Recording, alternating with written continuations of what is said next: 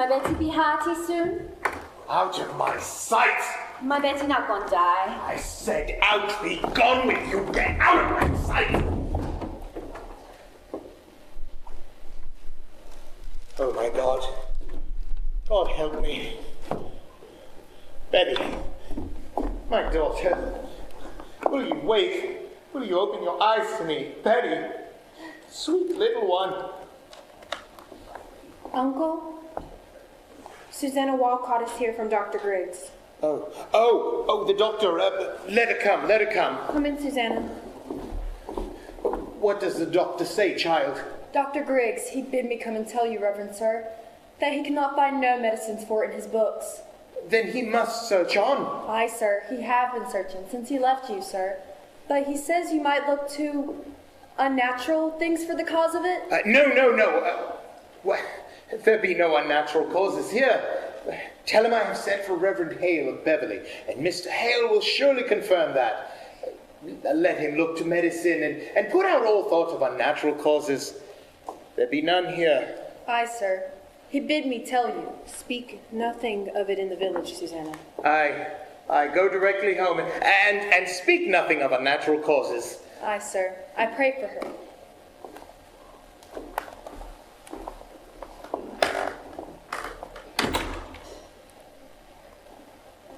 Uncle, the rumor of witchcraft is all about. I think it best you go down there and deny it yourself. The parlor is packed with people, sir. I'll sit with her. And what am I to tell them?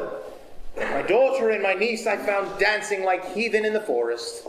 Uncle, we did dance. Let you tell them I confessed it, but they're speaking of witchcraft. Betty's not witched. Abigail, I cannot go before the congregation when I know you have not opened with me. What were you doing with her in the forest? We did dance, Uncle, and when you leaped from the bush so suddenly, Betty was frightened and she took faint. That's the whole of it. Sit you down, child. I would never hurt Betty. I love her dearly. Now. I have no desire to punish you. That will come in its own time. But if you frolicked with spirits in the forest, then I must know it. For my enemies surely will, and they will ruin me with it. But we never conjured spirits. Then why can she not wake since midnight? This child is desperate! It must come out! My enemies will bring it out! Let me know what you've done there, Abigail. Abigail, do you understand that I have many enemies? I know it, Uncle. There is a faction sworn to drive me from my pulpit. Do you understand that? I think so, sir. Now, in the midst of such disruption, my own household is discovered to be at the center of some obscene practices. Abominations are done in the forest and... We're only sport, Uncle. I still teach you about waving her arms over the fire when I came on you. Now, why was she doing that? And I heard a screeching and gibberish coming from her mouth. And I couldn't make sense of whatever it was that was being said, and this whole thing just broken out of control. She always sings her Barbados songs, and we dance. Abigail, I cannot blink what I saw. My enemies will not blink it. I saw a dress lying in the grass. A dress? Aye, a dress. And I saw someone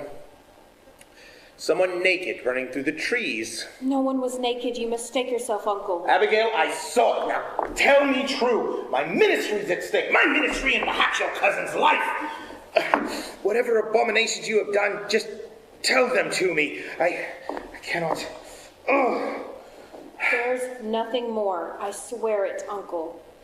Abigail, is there any other cause than you have given me for Goody Proctor discharging you?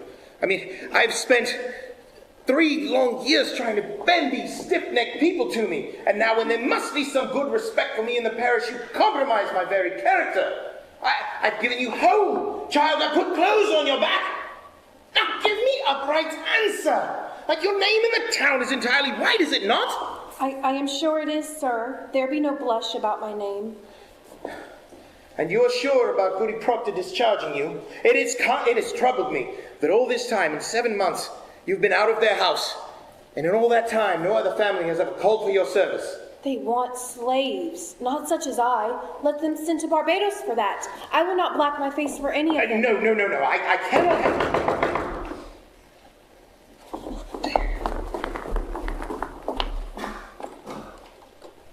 Oh, Goody Putnam, please come. It is a marvel. But- It is surely a stroke of hell upon you. No, Goody Putnam, it is Oh, just... how high did she fly? How high? What, she never flew. Oh, it's sure she did. Mr. Collins saw her going over Ingersoll's barn and come down light as a bird, he says. Now look, you Goody Putnam, she never actually... It's a Providence the thing is out now. What, Thomas? It's a Providence. What is out? What's out, sir? Her eyes is closed. Look, you Anne. Why, that's strange. Ours is open. Your little Ruth is sick? I not call it sick.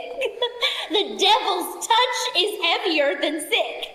It's death, you know, driving into them, forked and hooked. Oh, no, pray not. But how does your child ail? Oh, she ails as she must. She never waked this morning, but her eyes open and she walks, and sees not, hears not, and cannot eat. Her soul is taken, surely. No, they say you sent for Reverend Hale of Beverly. Precaution only. He has much experience in all demonic arts. Oh, he has indeed, and found a witch in Beverly last year, and let you remember that. No, Goody Putnam, now they only thought that were a witch, and I'm certain there be no element of witchcraft here. No witchcraft. Now look you, Mr. Paris. Well, Thomas, I pray you leap not to witchcraft.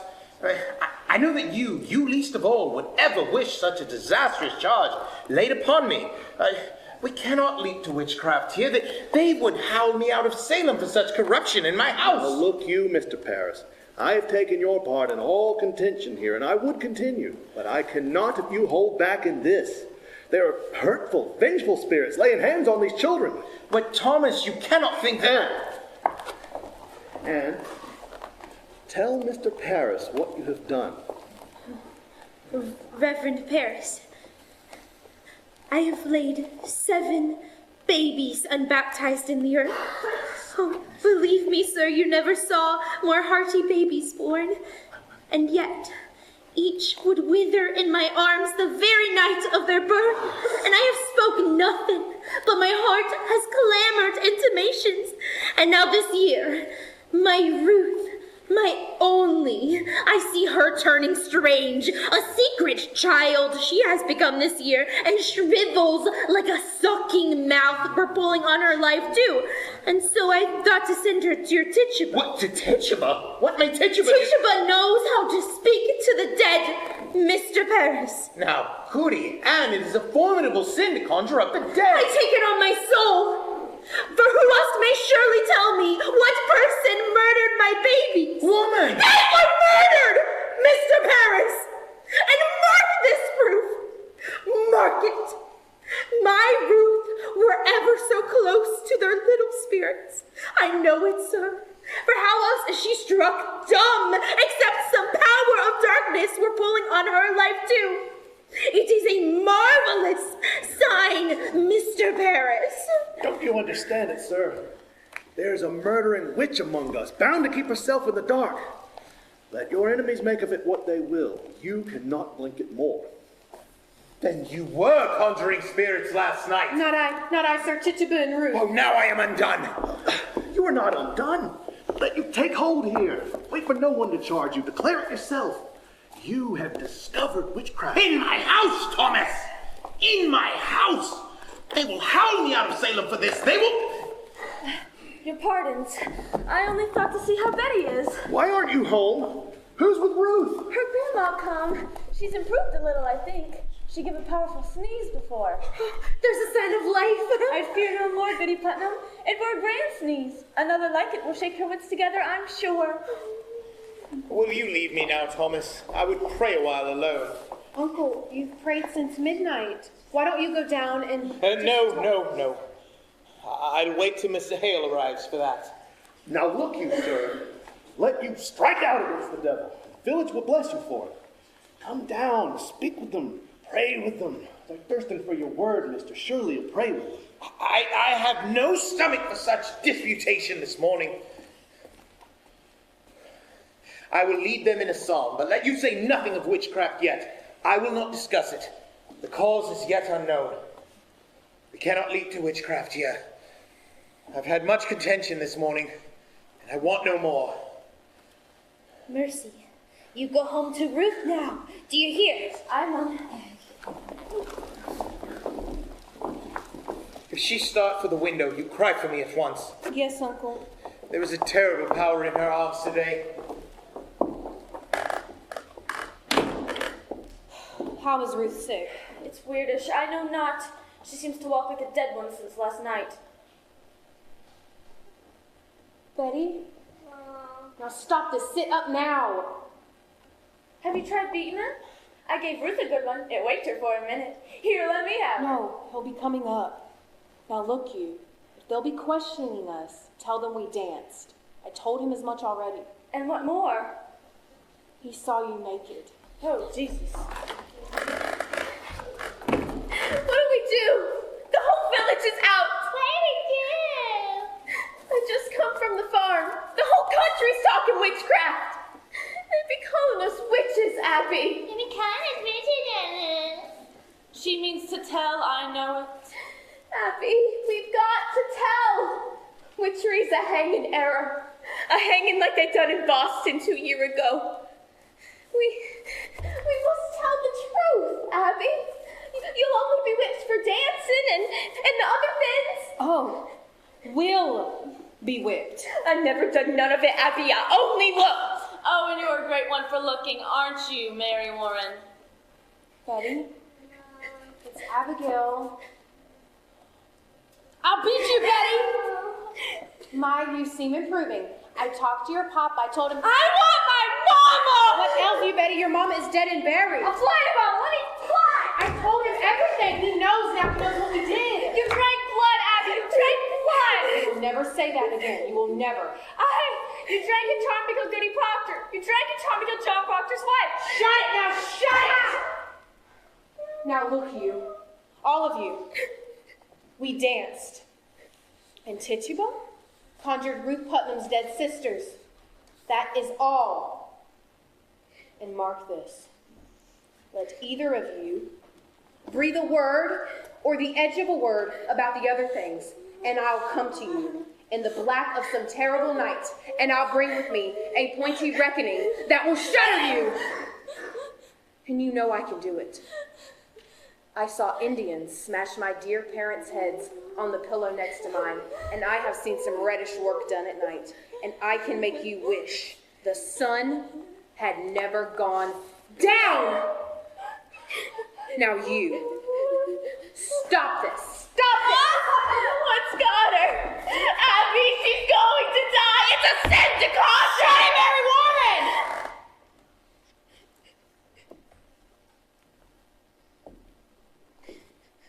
I was just going home, Mr. Proctor. Be you foolish, Mary Warren? Be you deaf? I forbid you leave the house, did I not? Why must I pay you? I'm looking for you more often than my cows. I only come to see the great doings in the world. I'll give you a great doing on your arse one of these days, and I'll get you home. My wife is waiting with your work. I'd best be off. I have my Ruth to watch. Good morning, Mr. Proctor. She's only gone silly somehow. She'll come out of it. So she flies, eh? Well, where are her wings? John, surely you're not believing she flies. The road past my house is a pilgrimage to Salem all morning. You know, the town's mumbling witchcraft. Posh. We were dancing in the woods last night, and Uncle leaped in on us, and she took fright us all. Dancing by moonlight. Whew. You'll be clapped in the stocks before you're 20. Give me a word, John, a soft word. No, Abby, I've not come for that. You've come 5 miles to see a silly girl fly. I know you better. I've come to see what mischief your uncle is brewing. Now put it out of mind, Abby. I'm waiting for you every night, John. Put it out of mind, Abby. I'll not be coming for you more. You're surely sporting with me. You know me better. I know how you clutched my back behind your house and sweated like a stallion whenever I come near. I saw your face when she put me out. You loved me then and you do now. Abby, that is a wild thing to say. A wild thing may say wild things. I've seen you since she put me out. I've seen you nights. No, I've hardly stepped off my farm this 7 months. I have a sense for heat, John, and yours draws me to my window. Do you tell me you've never looked up at my window? Perhaps I have. I know you, John. I cannot sleep for dreaming. I cannot dream, but I wake and walk about the house as if I find you coming through some door. Child. How do you call me child? Abby, I may think of you softly from time to time, but I will cut off my hand before I reach for you again. Wipe it out of mind, Abby. We never touched. Aye, but we did. Aye, but we did not. Oh, I marvel how such a strong man can let such a sickly wife be. Oh, you'll speak nothing of Elizabeth. She's blackening my name in the village. She's telling lies about me. She's a cold, sniveling woman, and you've been to her. You let her turn you like a... Do you look for whipping? I look for John Proctor, who put knowledge in my heart. I never knew what pretense Salem was. I never knew the lying lessons I was taught by all these Christian women and their covenanted men, and now you bid me tear the light out of my eyes. I cannot, I will not. You love me, John Proctor, and whatever sin it is, you love me yet. No. Pity me, John, pity me. Betty?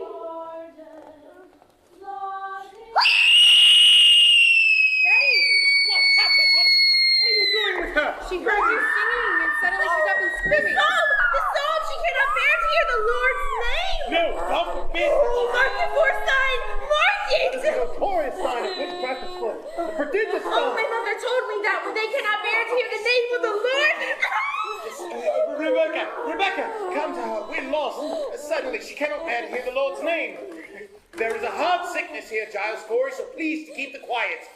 I have not said a word. No one here can testify that I said a word. Is she going to fly? I hear that she flies. Man, be quiet now. What have you done? Pray, calm yourselves. I have 11 children, and I am 26 times a grandma, and I have seen them all through their silly seasons. And when it come on them, they will run the devil bow-legged, keeping up with their mischief. That's true. I think she will wake when she tires of it. A child's spirit is like a child. You can never catch it by running after it.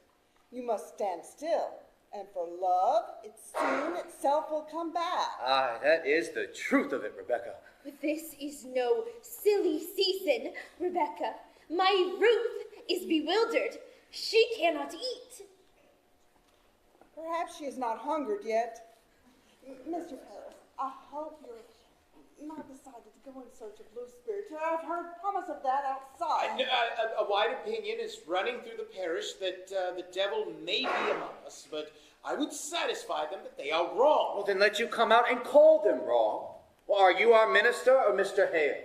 And did you consult the wardens of the church before you called this minister to look for devils? He's not coming to look for devils. Well, then what's he coming for? There be children dying in the village, mister. Oh, I see none dying. Oh, pray, John, be calm. Mr. Paris, I think you'd best send Reverend Hale back as soon as he come. This will set us all to arguing again in the society, and we thought to have peace this year. I think we all rely on Dr. Griggs now, and good prayer. Rebecca, the doctor is baffled. If so he is, then let us go to God for the cause of it. There is prodigious danger in the seeking of loose spirits. I fear it. I fear it. Let us rather blame ourselves and... How may we blame ourselves? I am one of 9 sons, the Putnam seed have peopled this province. Yet I have but one child left of 8, and now she's shriveled. I cannot fathom that. You think it is God's work that you should never lose a child, nor a grandchild either, and I bury all but one? When Reverend Hale comes, you will proceed to look for signs of witchcraft. Oh, you will not command, Mr. Paris. You know, we vote by name in this society, not by acreage. I never heard you worried so on this society, Mr. Proctor. I do not think I saw you at Sabbath meeting since snow flew. I have enough trouble without I come 5 miles to hear him preach nothing but hellfire and bloody damnation. You know, there are many others who stay away from church these days because he hardly ever mentioned God anymore. That's a drastic charge, sir. Well, it's somewhat true. There are many that quail to bring their children. Rebecca, I do not preach for the children. It is not the children who are unmindful of their obligations toward this ministry. My wood. Where's my wood? What? My contract provides I be supplied with all my firewood. I am waiting since November for but a stick. And even in November, I have to show my frostbitten hands like some London beggar. You are allowed 6 pounds a year to buy your wood, Mr. Penn. I am paid little enough without I spend £6 on firewood. The salary is £66, Mr. Proctor. I am not some farmer with a book under his arm. I am a graduate of Harvard College. Aye, and well instructed in mathematics. You will look far to find a man of my kind at £66 a year, Mr. Corey. I am not used to such poverty. I left a thrifty business in the Barbados so that I might serve the Lord. I cannot fathom it why I am persecuted here. I cannot offer one proposition except there be some howling riot of argument. I often wonder if the devil be in it somewhere. I cannot understand you people otherwise. Mr. Paris, you are the first minister ever did demand the deed to this house. I am your third preacher in 7 years, and I do not wish to be put out like the cat whenever some majority feels the whim. You people seem not to understand that the minister is the Lord's man in the parish. The minister is not to be so lightly crossed and contradicted. Aye. There is either obedience or the church will burn like hell is burning. Oh, can you not speak 1 minute without we land in hell again? I'm sick of hell. It is not for you to hear. What is good for you to hear? Well, I may speak my heart, I think. Oh, what are we? Quakers? We are not Quakers here yet, Mr. Proctor. And you may tell that to your followers. My followers. There is a party in this church. I'm not blind to it. There is a party and there's a faction. Oh, what, against you? Against him and all authority. Oh, why then I must find it and join it. He does not mean that. Oh, I mean it solemnly, Rebecca. I like not the smell of this authority. And I've got crops to sow and lumber to drag home. Hey, Giles, let's find that party. He says there's a party. Well, no, I have changed my opinion of this man. Mr. Paris, I beg your pardon. I never knew you had such iron in you. Why, thank you, Giles. It suggests to the mind what be the trouble amongst us all these years. You think on it. Wherefore everybody is suing everybody else. I have been 6 times in court this year. Is it the devil's fault that a man can't say you good morning without you clapping for defamation? Oh, you're getting old, Giles, and you're just not hearing as well as you did. John Proctor, only last month I collected £4 damages from you for publicly saying I burned the roof off of your house. Well, I never said such a word, but I paid you for it, so I hope I can call you deaf without charge. Come on, Giles, help me drag my lumber home. I'll be damned first. If we stay here, we A will. moment, Mr. Proctor. What lumber is that you're dragging home, if I may ask you? That's my lumber from out of my forest by the riverside. Why, surely we have gone wild this year. What anarchy is this, Proctor? That tract is in my bounds. It's in my bounds, Mr. Proctor. Your bounds? I bought that tract from Goody Nurse's husband 5 months ago. He had no right to sell it. It stands clear in my grandfather's will that all the land between the river... Oh, your grandfather had a habit of willing land that never belonged to him, if I may say it plain. That is God's truth. He nearly willed away my north pasture, but he knew I'd break his fingers before he ever set his name to it. Let's get your lumber home, John. I feel a sudden will to work coming on. Load one oak of mine and just fight to drag it home. Aye, and we'll win too. This fool and I, Putnam. Come on. Thomas. I'll have my men on you, Corey. I'll clap a writ on you. Pray you, someone take these. Oh, Mr. Hale, good to see you. So, my, these are heavy. They must be. They're weighted with authority. You do come prepared. It'll take hard study if it comes to tracking down the old boy. Well, you cannot be Rebecca Nurse. I am, sir. Do you know me? It's strange how I know you, but I suppose you look as though a good soul should. We've all heard of your great charities in Beverly. Do you know this gentleman, Mr. Thomas Putnam, and his good wife, Anne? Putnam, I had not expected to see such distinguished company. It does not seem to help us today, Mr. Hale. We look to you to come to our house and save our child. Your child ails too? Her soul seems flown away. She sleeps, and yet she walks, and she talks. Cannot eat. Oh. Do you men also have afflicted children? No, these are just farmers. John Proctor. He don't believe in witches. I never spoke on witches one way or the other. Will you come, Giles? No, John, I think not. I have some few queer questions of my own to ask of this fellow. Mr. Hale, I hear you be a sensible man. I hope you leave some of it in Salem.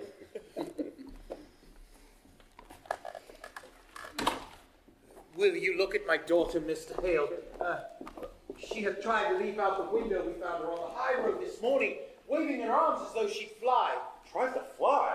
She cannot bear to hear the Lord's name, Mr. Hale. That is a sure sign of witchcraft afloat. No. Now, let me instruct you. We cannot look to superstition for this. The devil is precise. The marks of his presence are as definite as stone, and we must only look for his proper signs and judge nothing beforehand. And I must tell you that I shall not proceed unless you're prepared to believe me, shall I find no mark of hell upon her. It is agreed. It is agreed. We will abide by your judgment. Good then, sir. Now, what were your first warnings of this strangeness? Well, I discovered her and my niece Abigail and 10 or 12 other girls dancing in the forest last night. You permit dancing? No, it was secret. Mr. Paris the slave has knowledge of conjuring, sir. Now, Goody Ann, we cannot be sure of that. I know it, sir. I sent my child, so she should learn from Tituba, who murdered her sisters. Goody Ann, you sent a child to conjure up the dead? Oh, let God blame me! Not you! Not you, Rebecca! I'll not have you blaming me anymore. Mr. Hale, is it a natural work to lose 7 children before they live a day? 7 dead in childbirth. What book is that, sir? Oh, it's there, sir? Here are all your invisible world, caught, defined, and calculated. In this book, the devil stands stripped of all his brute disguises. Look, here are all your familiar spirits, your incubi, your succubi, your witches who go by land, air, and sea, your wizards of the night and of the day. Have no fear now. We shall find him out if he has come among us, and I mean to crush him utterly if he has shown his face. Oh, will it hurt the child, sir? Oh, I can't say. But if she's truly in the devil's grips, we may have to rip and tear to get her free. I think I shall go then. I am too old for this. But Rebecca, we may open the boil of all our troubles here today. Let us hope for that. I go to God for you, sir. I trust you do not mean we go to Satan here. I wish I knew. Come, Mr. Hale, let's go on. Mr. Hale, I have always wanted to ask a learned man, what signifies the reading of strange books? What books? Well, I cannot tell. She hides them. Who does this? Martha, my wife. You see, I've walked at night many times, and I found her in a corner reading of a book. Now, what do you make of that? Well, that doesn't necessarily mean that she's... Well, it discomforts me. Last night, mark this, I tried, and I could not say my prayers. And then she closed her book, and she leave the house, and then suddenly, mark this, I could pray again. Huh. The stoppage of prayer. That is strange. I'd like to speak on that with you further. I'm not saying she's touched the devil, mind you, but I'd like to know what books she reads and why she hides them. She'll not tell me, you see. We'll discuss it. Now, mark me. If the devil is in her, you will all witness some frightful wonders in this room. So please, keep your wits about you. Mr. Putnam, stand close, just in case she flies. Betty, dear, can you sit up? Can you hear me? My name is John Hale. I'm the minister of Beverly. I've come to help you, dear. Do you remember my 2 little girls in Beverly? And how could it be the devil? And why would he choose my house to strike? Why, what a victory the devil would have to win a soul already had. It's the best the devil wants. And who better than the minister? That is deep, Mr. Paris. deep. Indeed. Will you lay her back down? Now, does someone afflict you, child? It need not be a woman, mind you, or man. Perhaps some bird, invisible to others, comes to you? Perhaps a pig? Any beast at all? Is there some figure bids you fly? Amine Domine, Saba aut sweet felit ada infernos. Abigail, what sort of dancing were you doing with her in the forest? Common dancing is all? I believe I ought to say that, I found a kettle in the grass where they were dancing That were last only night. soup. Soup? What sort of soup were in that kettle, Abigail? Beans and lentils, I think. Mr. Parrish, you did not notice, did you, any sort of living thing in that kettle? A mouse, perhaps a spider, a frog? That frog jumped in. We never put it in. A frog, Abby? We never put it in. Abigail, it may be your cousin is dying. Did you call the devil last night? No, I never called him. Tituba called him. She called the devil? Oh, I'd like to speak with Tituba. Goody Ann, will you bring her up, please? How did she call him? I know not. She spoke Barbados. Did you notice any strangeness when she called him? No. You cannot evade me, Abigail. Did your cousin drink any of the brew in the kettle? She never drank it. Why are you... Did you drink it? No, sir. Did Tituba ask you to drink it? She tried, but I refused. Why are you concealing? Have you sold yourself to Lucifer? No, I'm a good girl. I never sold myself. I did drink of the kettle. She made me do it. She made Betty do it. Abby! She makes me drink blood. Blood? My baby's blood? No, Chicken blood! I give you chicken blood! Woman, have you enlisted these children with the devil? I don't talk with the devil. Why can she not wait? Are you silencing her? I love me, Betty! You have sent your spirit out upon this child, have you not? Are you gathering souls for the devil? She sends her spirit on me in church. She makes me laugh at prayer. She have often laughed during prayer. She comes to me every night to go and drink blood. You beg me to conjure, I'll tell you Abby. something. She comes to me while I sleep and makes me drink corruptions. Abby! Sometimes I wake and find myself standing in an open doorway with not a stitch on my body.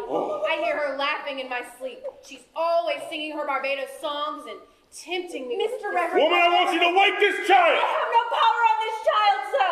You most certainly do, and you will lose her of it now. When did you compact with the devil? I don't compact with no devil.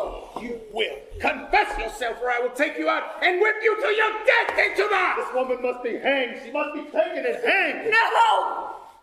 No, please don't hang Tituba. I tell him I don't desire to work for him, sir. Who? The devil? Now, Tituba, I know that when we bind ourselves to hell, it is very hard to break with it entirely. We will help tear yourself free. You would be a good Christian woman, would you not? I, sir, a good Christian woman. And you love these little children. Yes, sir, I don't desire to hurt little children. And you love God, Tituba. I love God with all my being. In God's holy name. Bless him, bless him. And to his glory. Eternal glory, bless him, bless Open yourself, Tituba. Open yourself and let God's holy light shine on you. Oh, bless the Lord. When the devil comes to you, does he ever come with another person? Perhaps another person in this village? Someone you know? A man? A woman? Who came with him? Sarah Good? Did you ever see Sarah Good with her? Or Osborne? Who came with him? Was woman. A woman. A woman, you said. What woman? It was black dark and Well, you could see him. Why could you not see It her? was always talking. They was always running around and carrying on. You mean like out of Salem? Salem witches? I believe so, yes, sir. Tituba, you must have no fear to tell us who they are. Do you understand? We will protect you. The devil can never overcome a minister. You know that, do you not? Ah, sir, oh, I do. You have confessed yourself to witchcraft, and that speaks a wish to come to heaven's side. And we will bless you for it. Oh, God bless you, mister. You were God's instrument, put in our hands to discover the devil's agents among us. You were selected, Tituba. You were chosen to help cleanse this village. So speak utterly, Tituba. Speak utterly and turn your back on him and face God. Face God, Tituba, and God will protect you. Oh, God, protect Tituba. When the devil comes to you, who does he come with? 2, 3, 4. How many? There was 4. There was 4. Who? Their names! Oh, how many times he bid me kill you, Mr. Paris. Kill me! He said Mr. Paris must be killed. Mr. Paris, no goodly man. Mr. Paris, mean man and no gentleman. And he bid me rise out of my bed and cut your throat.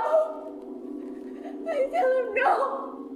I don't hate that man. I don't want to kill that man. But he say you work for me, Tituba, and I make you free. I give you pretty dress to wear and you put you way high up in the air and you gonna fly back to Barbados.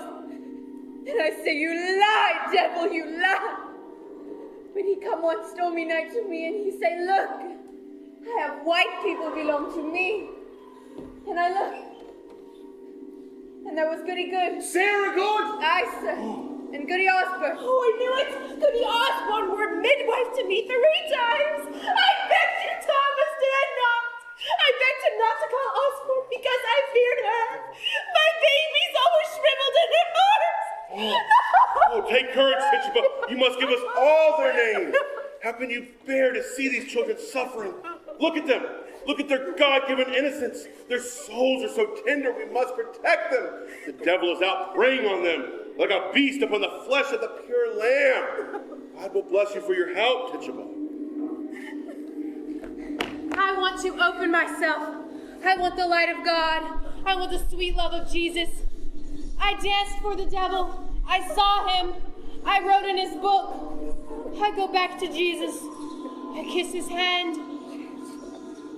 I saw Sarah Good with the devil. I saw Goody Osborne with the devil.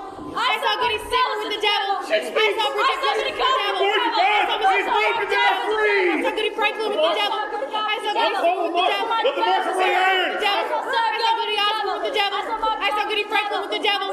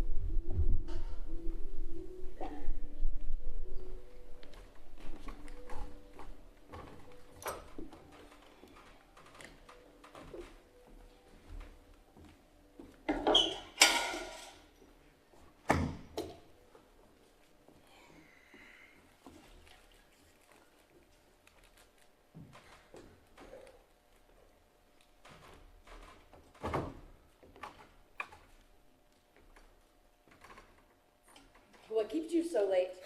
It's almost dark. We're planting far out to the forest edge. Oh, you're done then. Ah, yeah, the farm is seeded. The boys asleep?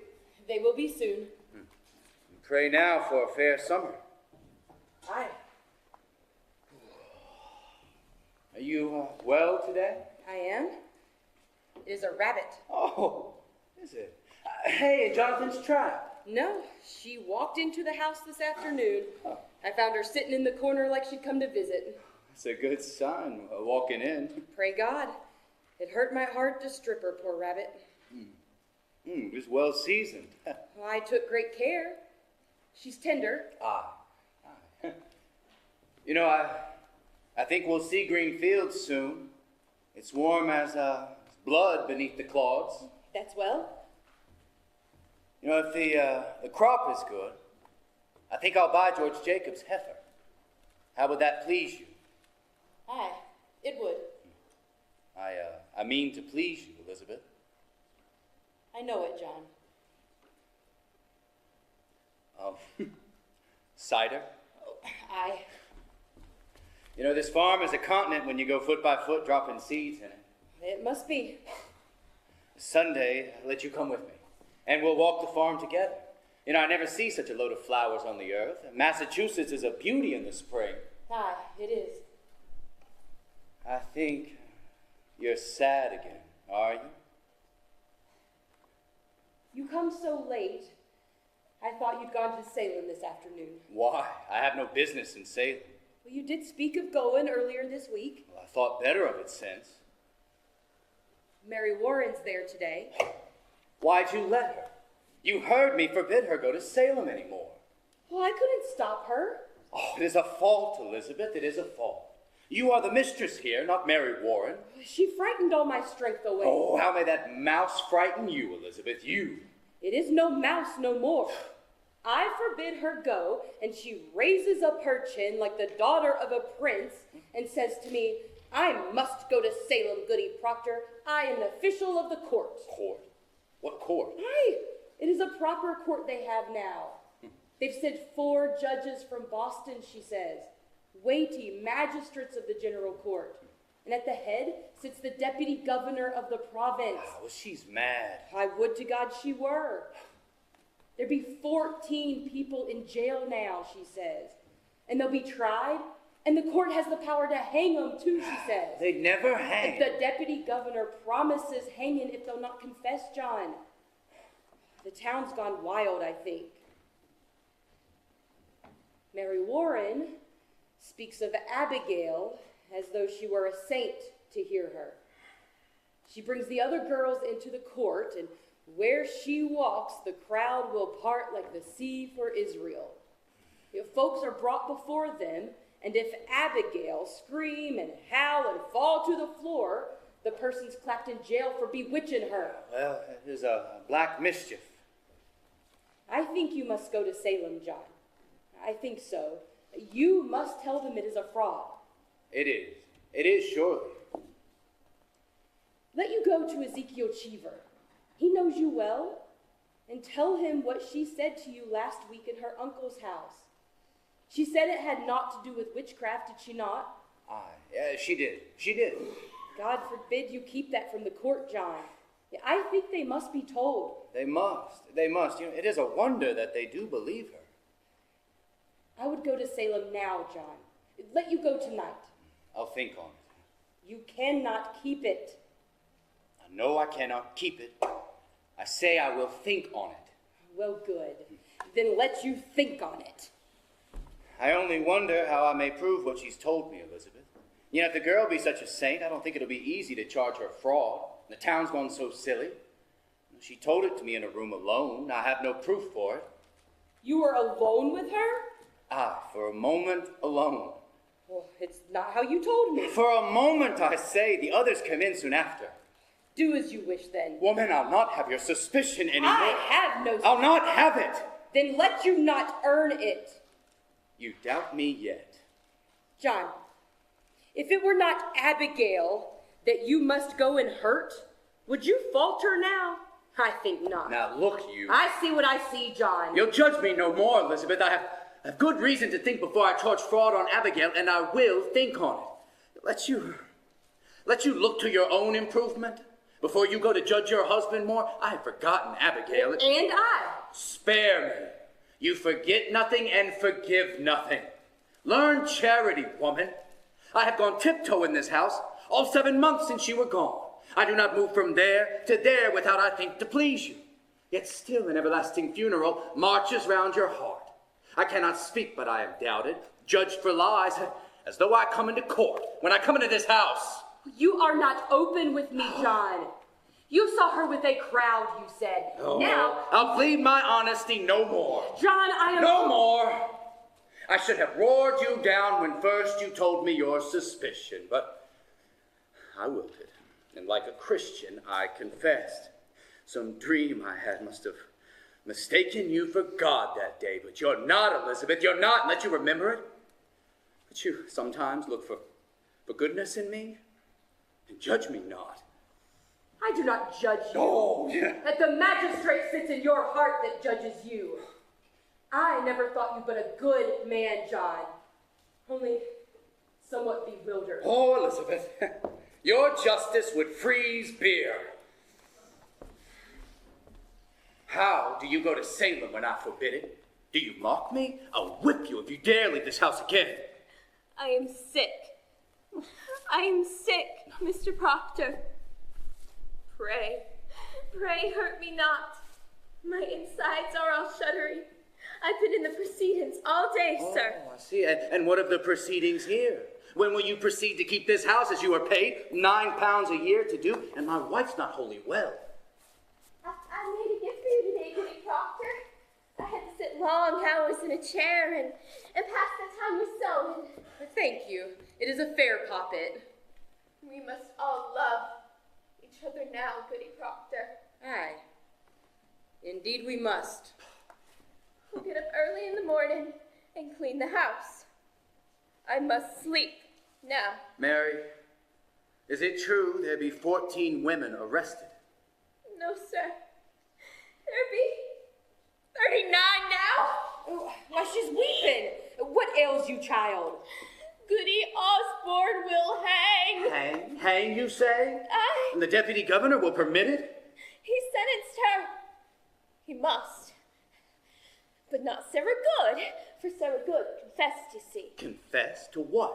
That she sometimes made a compact with Lucifer and wrote her name in his black book in her blood and bound herself to torment Christians till God's thrown down.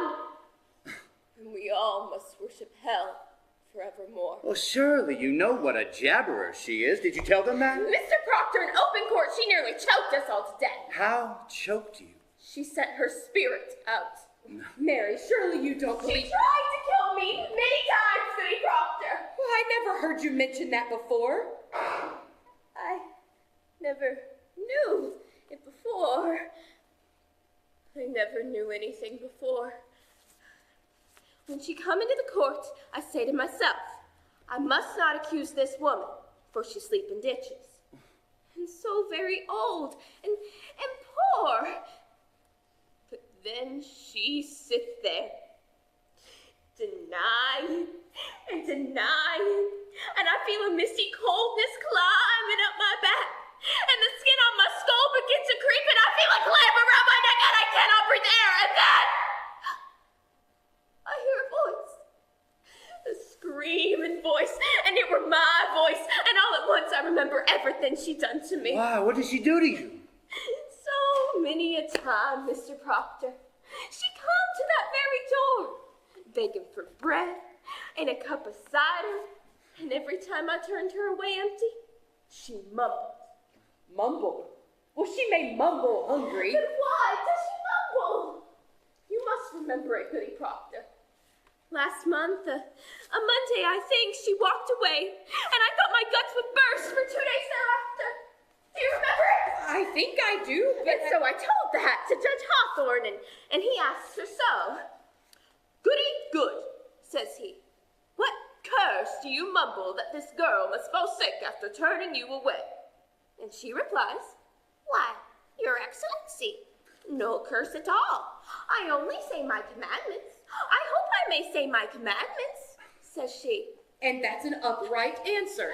Aye. But then Judge Hawthorne say, Recite for us your commandments. And of all 10, she could not name a single one. She never knew no commandments, and they had her in a flat lie. And so condemned her. Why, they must, when she condemned herself. But the proof, the proof. I just told you the proof, hard proof. Hard as rock, the judges said. You will not go to that court again, Mary Ward. I must tell you, sir, that I will be gone every day now. I'm amazed. You do not see what weighty work we do. Oh, what work you do. Strange work for a Christian girl to hang old women. But Mr. Proctor, they will not hang them if they confess. Sarah Good will only sit in jail for some time. And here's a wonder for you. Think on this. Goody Good is pregnant. Pregnant? Are they mad? The woman's near to 60. They had Dr. Griggs examine her, and she's full to the brim, and smoking a pipe all these years, and no husband either. But she's safe, thank God. for they will not hurt the innocent child. But be that not a marvel? You must see it, sir. It's God's work we do. And so I'll be gone. Every day now for quite some time. I am an official of the court now, they say. Oh, I'll official you. I'll not stand with it no more, Mr. Proctor. The devil is loose in Salem, and we must discover where he's hiding. Oh, I'll whip the devil out of you. I saved her life today. I am accused? You are somewhat mentioned, but I told them I never saw no sign you sent your spirit out to hurt no one, and seeing as I do live so closely with you, they dismissed it. Who accused me? I am bound by law. I cannot tell it. I do hope you won't be so sarcastical no more. 4 judges and the king's deputy sat down to supper with us but an hour ago. I'll have you be talking civilly to me from this out. Go to bed. I'll not be ordered to bed no more, Mr. Proctor. I am 18 and a woman, however single. Do you wish to sit up? Then sit up. I wish to go to bed. Good night, then. Good night.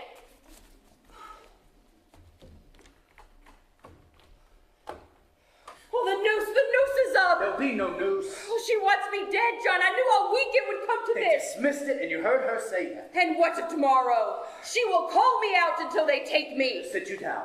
She wants me dead, John. You know it. I say sit down, Elizabeth. Now we must be wise. Oh, indeed, indeed. Fear not. I'll find Ezekiel Cheever. I'll tell him she said it. We're all sport. John, with so many in jail, more than that is needed now, I think. Would you favor me with this? Go to Abigail. What have I to say to Abigail? John, grant me this. You have a faulty understanding of young girls. There is a promise made in any bed. What promise? Spoke or silent, a promise is surely made. And she may dote on it now, I am sure she does, and thinks to kill me and take my place. There be 1,000 names. Why does she call mine? There be a danger in calling such a name. I am no goody-good that sleeps in ditches, nor Osborne drunk and half-witted. She dare not call out such a farmer's wife, but there be monstrous profit in it. She thinks to take my place, John. She cannot think so. John, have you ever shown her somewhat of contempt? She cannot pass you in the church, but you will blush. I may blush for my sin. I think she see another meaning in that blush. And what see you, Elizabeth? What see you? I think you be somewhat ashamed, for I am there and she so close. When will you know me, woman? Were I stone, I would have cracked for shame this 7 month. Then go and tell her she's a whore. Whatever promise she may sense, break it, John. Break it. Good, then. I'll go. How unwillingly. Oh, I'll curse her harder than the oldest cinder in hell, fear not. But pray, begrudge me not my anger. Your anger? John, I Woman, am I so base? Do you really think me base? I never called you base. Then how do you charge me with such a promise? The promise a stallion gives a mare I gave that girl. Then why do you anger with me when I bid you break it? Because it speaks deceit, and I am honest. Well, then I'll plead my honesty no more. I see now your spirit twist around the single error of my life, and I will never tear it free. You'll tear it free when you come to know that I will be your only wife or no wife at all. She has an arrow in you yet, John Proctor, and you know it well. No. Good evening. Why, Mr. Hale, good evening. Come in, come in. Hope I don't startle you. No, it's only I heard no horse. You are good wife Proctor. Ah, it's Elizabeth. Hope you're not off of bed yet. No. Let you come in, Mr. Hale. We aren't used to visitors after dark, but hey, you're welcome here. Will you sit, sir? I will. Let you sit with good wife Proctor. Will you drink cider, Mr. Hale? No, it rebels my stomach. I have some further travel left tonight. Sit you down, sir. I won't keep you long, but I have some business with you. Oh, is that a business of the court? No, I come on my own, without the court's authority. I know not if you're aware, but your wife's name is mentioned in the court. We know it, sir. Our Mary Warren has told us, and we are entirely amazed. Yeah, it's a strange time, mister. No man may longer doubt the power of the dark are gathered in a monstrous attack upon this village. There's too much evidence now to deny, you would agree, sir? I have no knowledge in that line, but, well, it is hard to think that Rebecca Nurse would be secretly a devil's bitch when, she's had 70 years of such fine prayer. Yes, it is. It is possible. Well,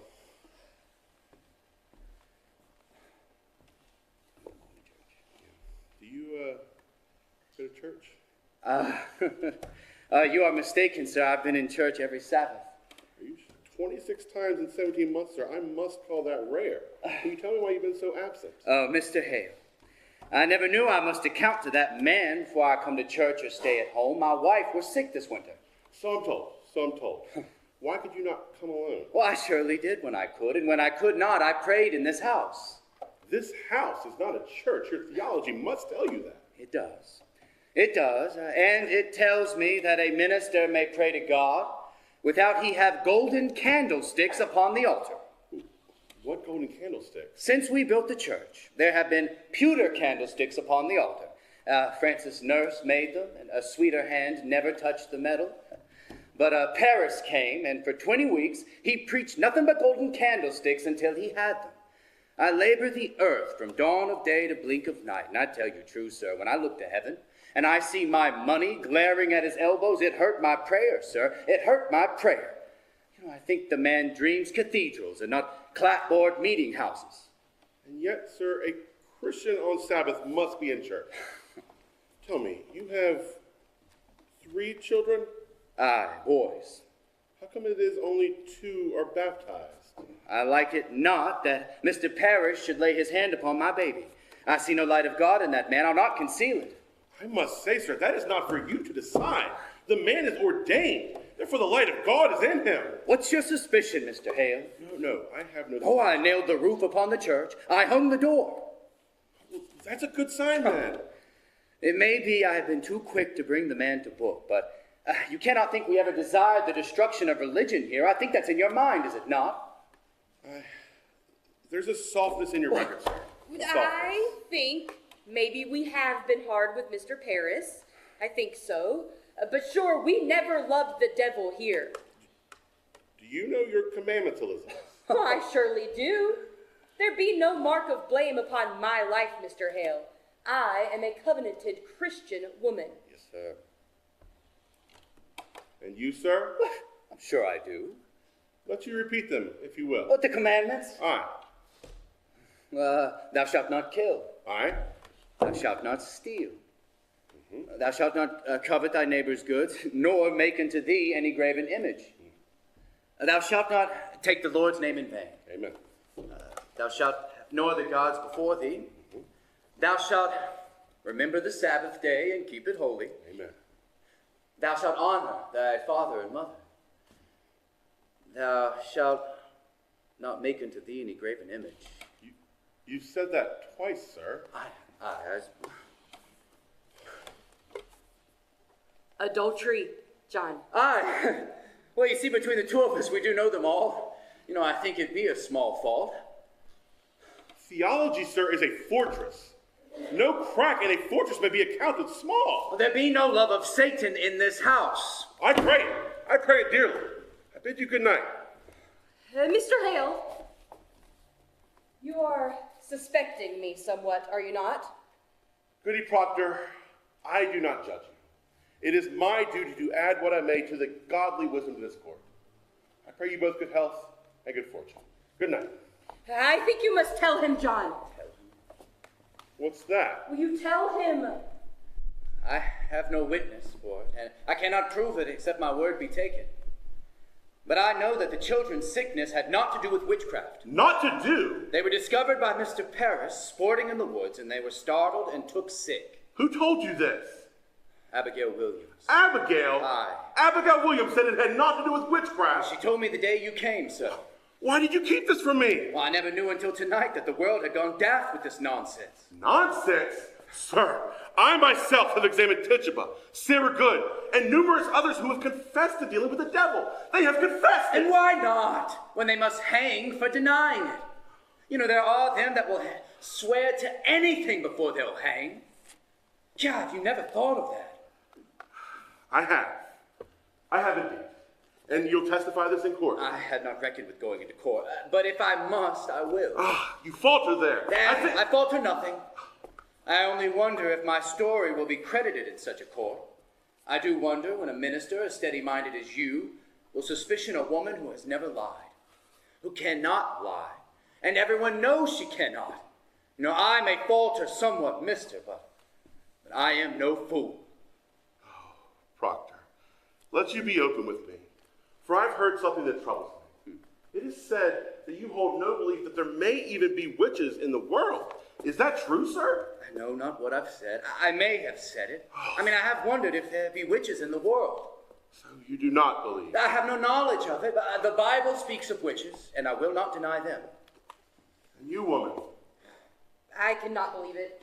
You cannot? Elizabeth, you bewilder I cannot believe that the devil may own a woman's soul, Mr. Hale, when she keeps an upright way as I have. I am a good woman. I know it. And if you think that I can do only good works in the world and yet be secretly bound to Satan, then I tell you, sir, I do not believe it. So you do not believe that there are witches in the If world? you think that I am one, then I say there are none.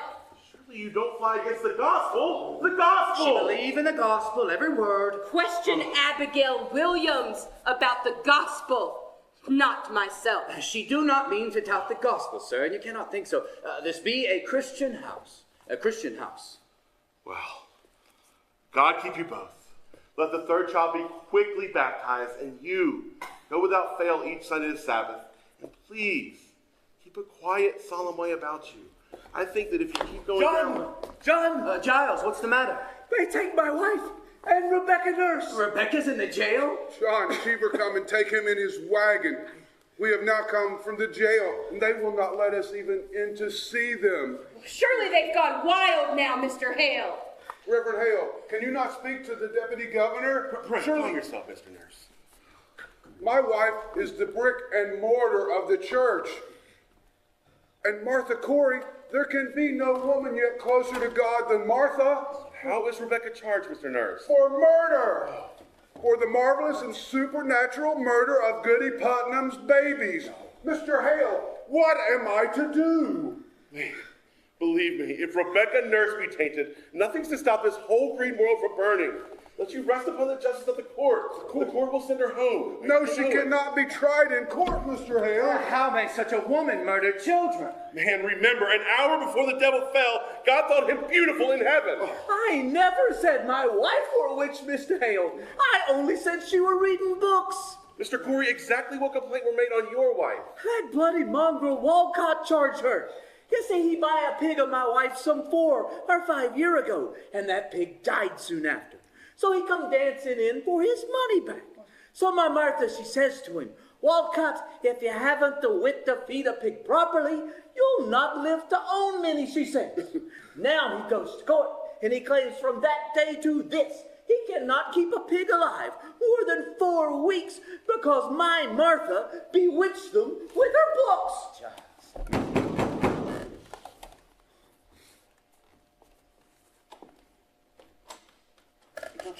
Good evening. Good evening to you, John Proctor. Why, Mr. Cheever, good evening. Good evening, all. Good evening to you, Mr. Hale. Hope you come not on business of the court.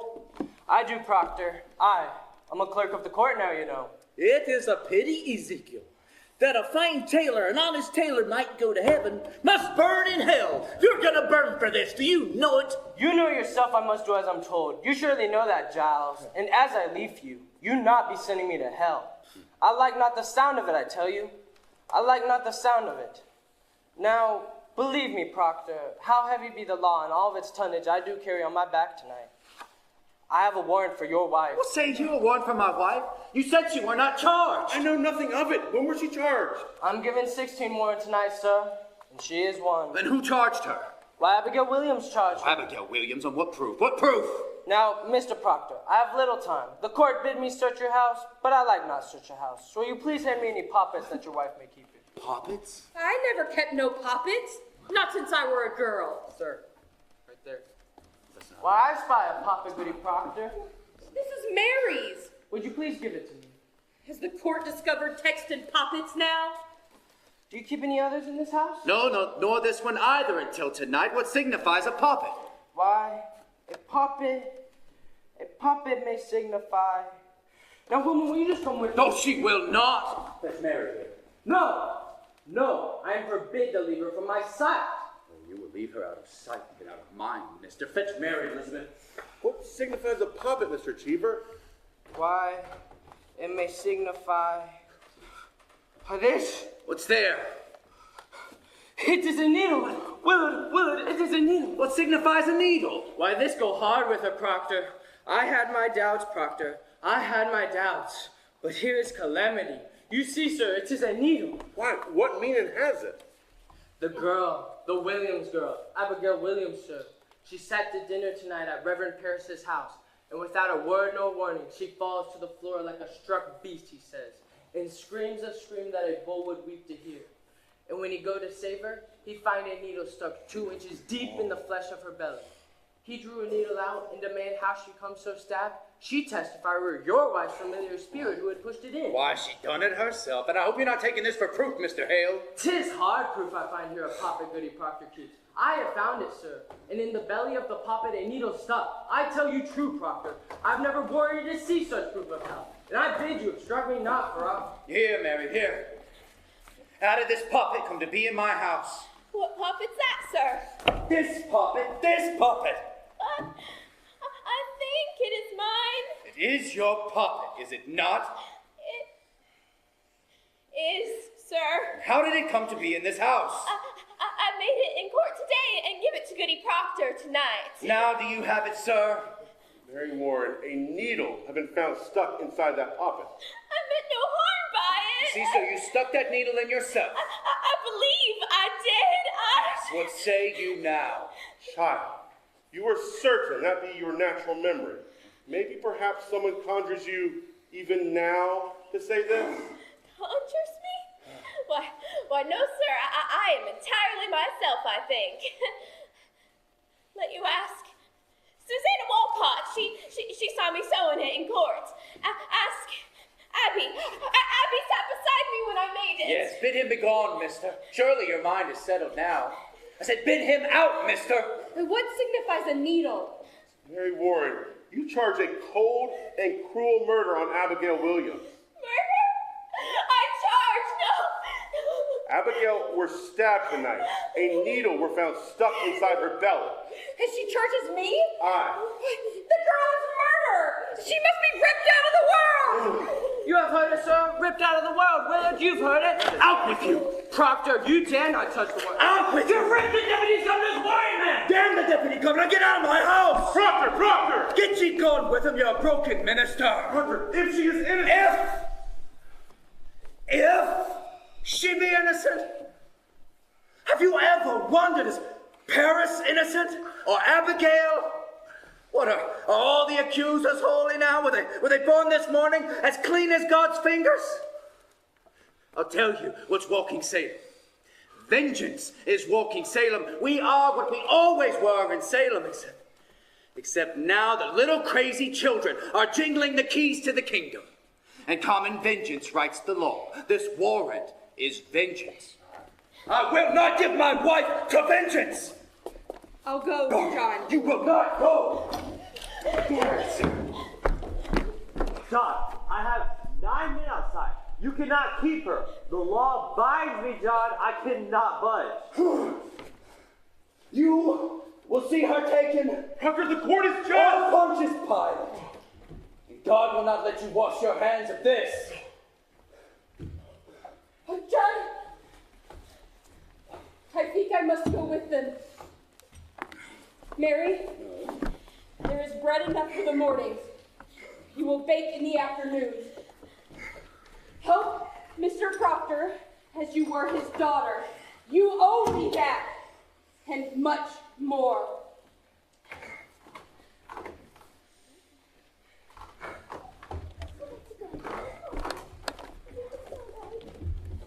When the children wake, speak nothing of witchcraft. It will frighten them. I will bring you back. I'll bring you soon. John, bring me soon! I will fall like an ocean on that court. You fear nothing, Elizabeth. I will fear nothing.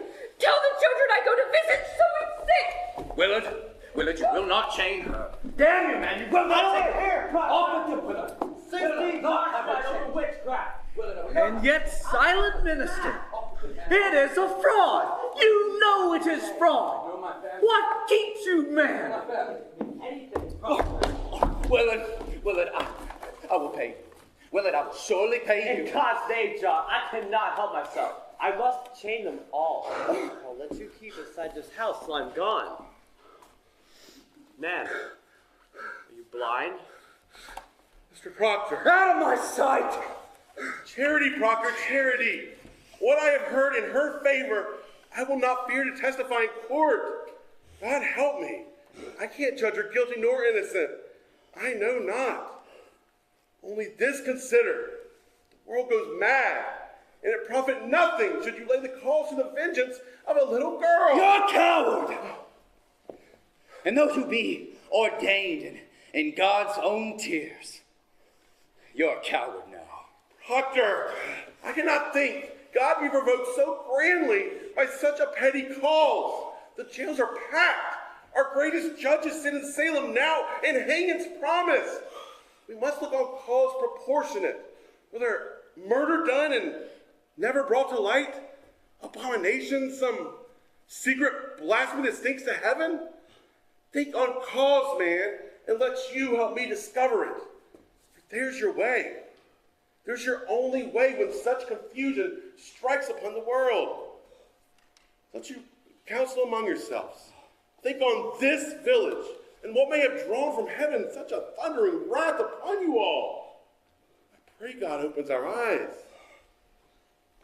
John, I know of no murder done in Salem. Believe me, Francis. Believe me. John, tell me, are we lost? Go home now, Giles. We will speak on it tomorrow. You think on it then, and we'll come early, eh? Aye, go now, Giles. Good night then.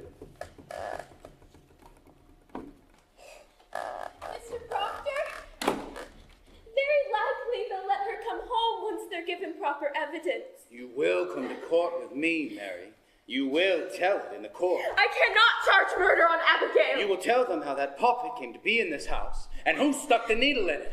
She'll kill me for saying that. Abby will charge lechery on you, Mr. Proctor.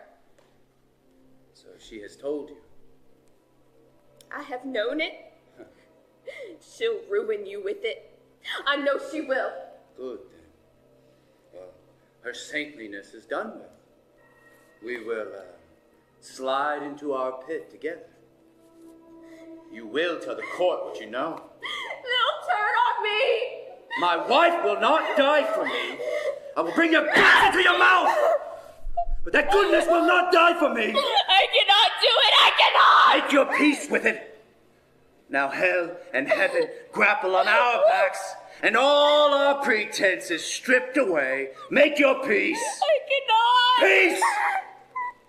It is a providence and no great change. We are what we always were. But naked now. Aye, we're naked. And the wind, God's icy wind, will blow. I cannot. I cannot.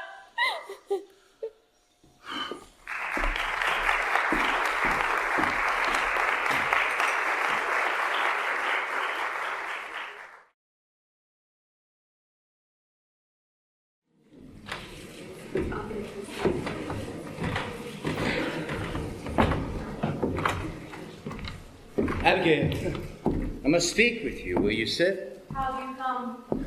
Friendly. I do not like the woods at night. Pray you come closer. I knew it was you. When I heard the pebbles on my window before I opened my eyes, I knew. I thought you would come a good time sooner. I had thought to come many times. Why didn't you? I'm so alone in the world now. Are you? I hear people ride 100 miles to see your face these days. My face. Can you see my face? Then you're trouble. Have you come to mock me? No. I only hear that you go to the tavern every night. You play shovelboard with the deputy governor, and they give you cider. I've once or twice played shovelboard, but I have no joy in it. Surprises me, Abby. Well, I thought to find you gayer than this. You know, I'm told a troop of boys go step for step with you everywhere you walk these days. Aye, they do, but I have only lewd looks from the boys. And you like that not? I cannot bear lewd looks no more, John. My spirits change entirely. I ought to be given godly looks when I suffer for them as I do. Oh. How do you suffer? Why, look at my leg. I'm holes all over from their damn needles and pins, and the jab your wife gave me hasn't healed yet, you know. Oh, it isn't. I think she pricks it open again while I sleep. Ah. And George Jacobs comes again and again and raps me with his stick. Same spot every night, all this week. Look at the lump I have. Abby, George Jacobs is in the jail all this month. Thank God he is. And bless the day he hangs and lets me sleep in peace again. Oh, John, the world is so full of hypocrites. I'm told they pray in jail. They all pray in jail. They may not pray. And torture me in my bed while sacred words are coming from their mouths? I'm gonna need God himself to cleanse this town properly. Abby, you mean to cry out still others? If I live, if I'm not murdered, I surely will, until the last hypocrite is dead. Then there is no one good. Aye, there is one. You are good. Oh, am I? How am I good? Why, you taught me goodness, therefore you are good. It were a fire we walked through, and my ignorance was burned away. It were a fire, John, we lay in fire. And from that night on, no woman dare call me wicked, but I knew my answer. I used to weep for my sins when the wind lifted up my skirts, and blushed for shame because some old Rebecca called me loose. And then you burned my ignorance away. As bare as some December tree, I saw them walking like saints to church, and running to feed the sick and hypocrites in their hearts. And God gave me strength to call them liars. And God made men listen to me, and by God I will scrub the world clean for the love of him. Oh, John, I will make you such a wife when the world is white again. You will be amazed to see me every day, a light of heaven in your house. Why are you cold? My wife goes to trial in the morning, Abby. Your wife? Surely you knew of it. I do remember that. How is she, well? As well as she may be, 36 days in that place. You said you come friendly. She will not be condemned, Abby. You brought me out of my bed to speak of her. I've come to tell you what I will do in the court tomorrow. I would not take you by surprise. I would give you all good time to think on what to do to save yourself. Save myself? If you do not free my wife tomorrow, I'm set and bound to ruin you, Abby. How ruin me? I have rocky proof in documents that you knew that puppet were none of my wife's, and that you bade Mary Warren stab that needle in me. I bade Mary Warren. You're not so mad. Oh, you know what you do. Hypocrites! Have you won him too, John? Why do you let them send you? I warn you, Abby. They send you, they steal your honesty. Oh, I have found my honesty. No, this is your wife's pleading, your sniveling, envious wife. This is Rebecca's voice. This is Martha Corey's voice. You were no hypocrite. I will prove you for the fraud you are. And when they ask you, why, Abigail would do such murderous a deed, what will you tell them? I will tell them why. What will you tell? You will confess to fornication in the court? If you will have it so, I will say it. I say I will. Can you hear? If you can hear this. You will tell the court that you are blind to spirits and that you cannot see them anymore. You will never cry witchery again, or I will make you famous for the whore you are. Never in this world. I know you, John. I know you. At this moment, you are secretly singing hallelujahs that your wife will hang. You mad murderous bitch! Oh, how hard it is when pretense falls. But it falls! It falls! You have done your duty by her. I hope this is your last hypocrisy. I pray you come again with sweeter news for me. I know you will. Now that your duty is done. Good night, John.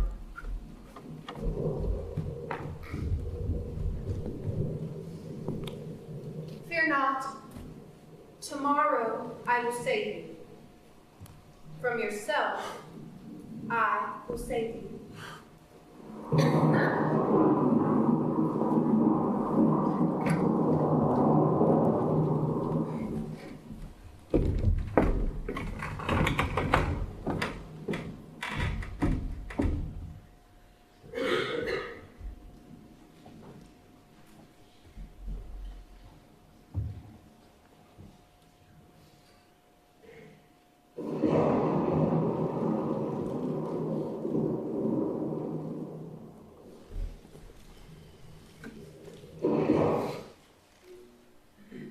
Now, Martha Corey, there is abundant evidence in our hands that you have given yourself to the reading of fortunes.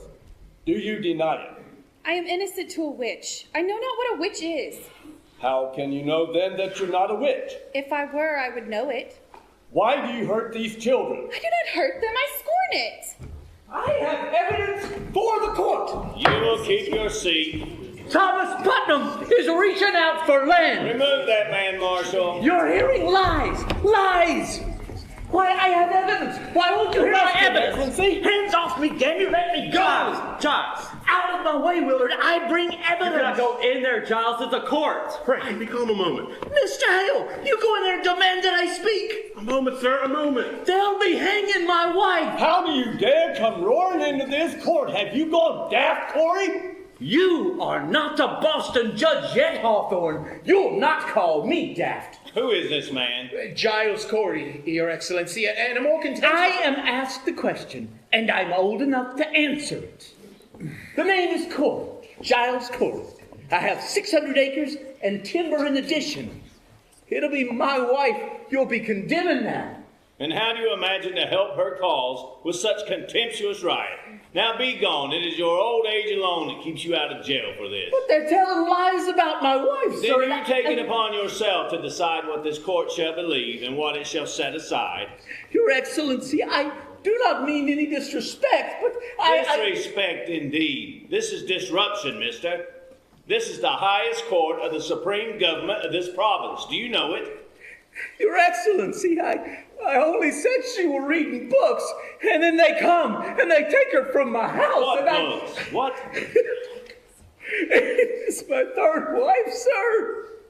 And I never had no wife to be so taken by books, do you understand, sir? I thought to try to find the cause of it, you see, but it were no witch I blamed her for.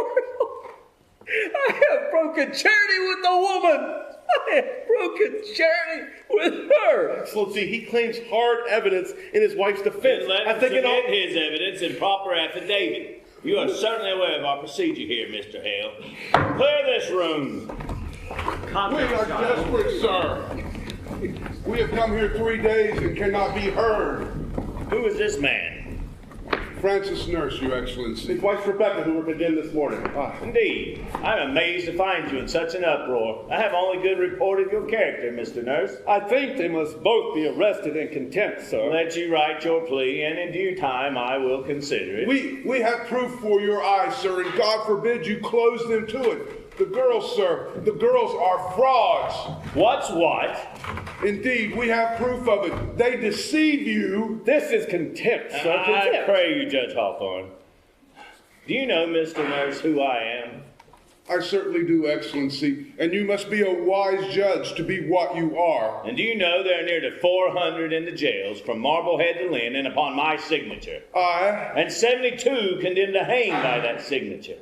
I never thought myself to say this to such a weighty judge as yourself, but sir, you have been deceived.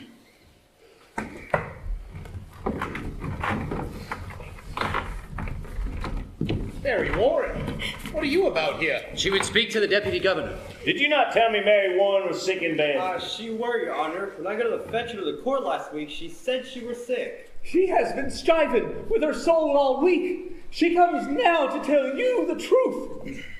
Who is this? I am John Proctor, sir. Elizabeth Proctor is my wife. Beware this man, Your Excellency. This man is mischief. I think you must hear the girl, sir. Peace. What would you tell us, Mary Warren? She never saw no spirits, sir. Never saw no spirits? Never! She has signed a deposition, No, sir. no, I accept no deposition.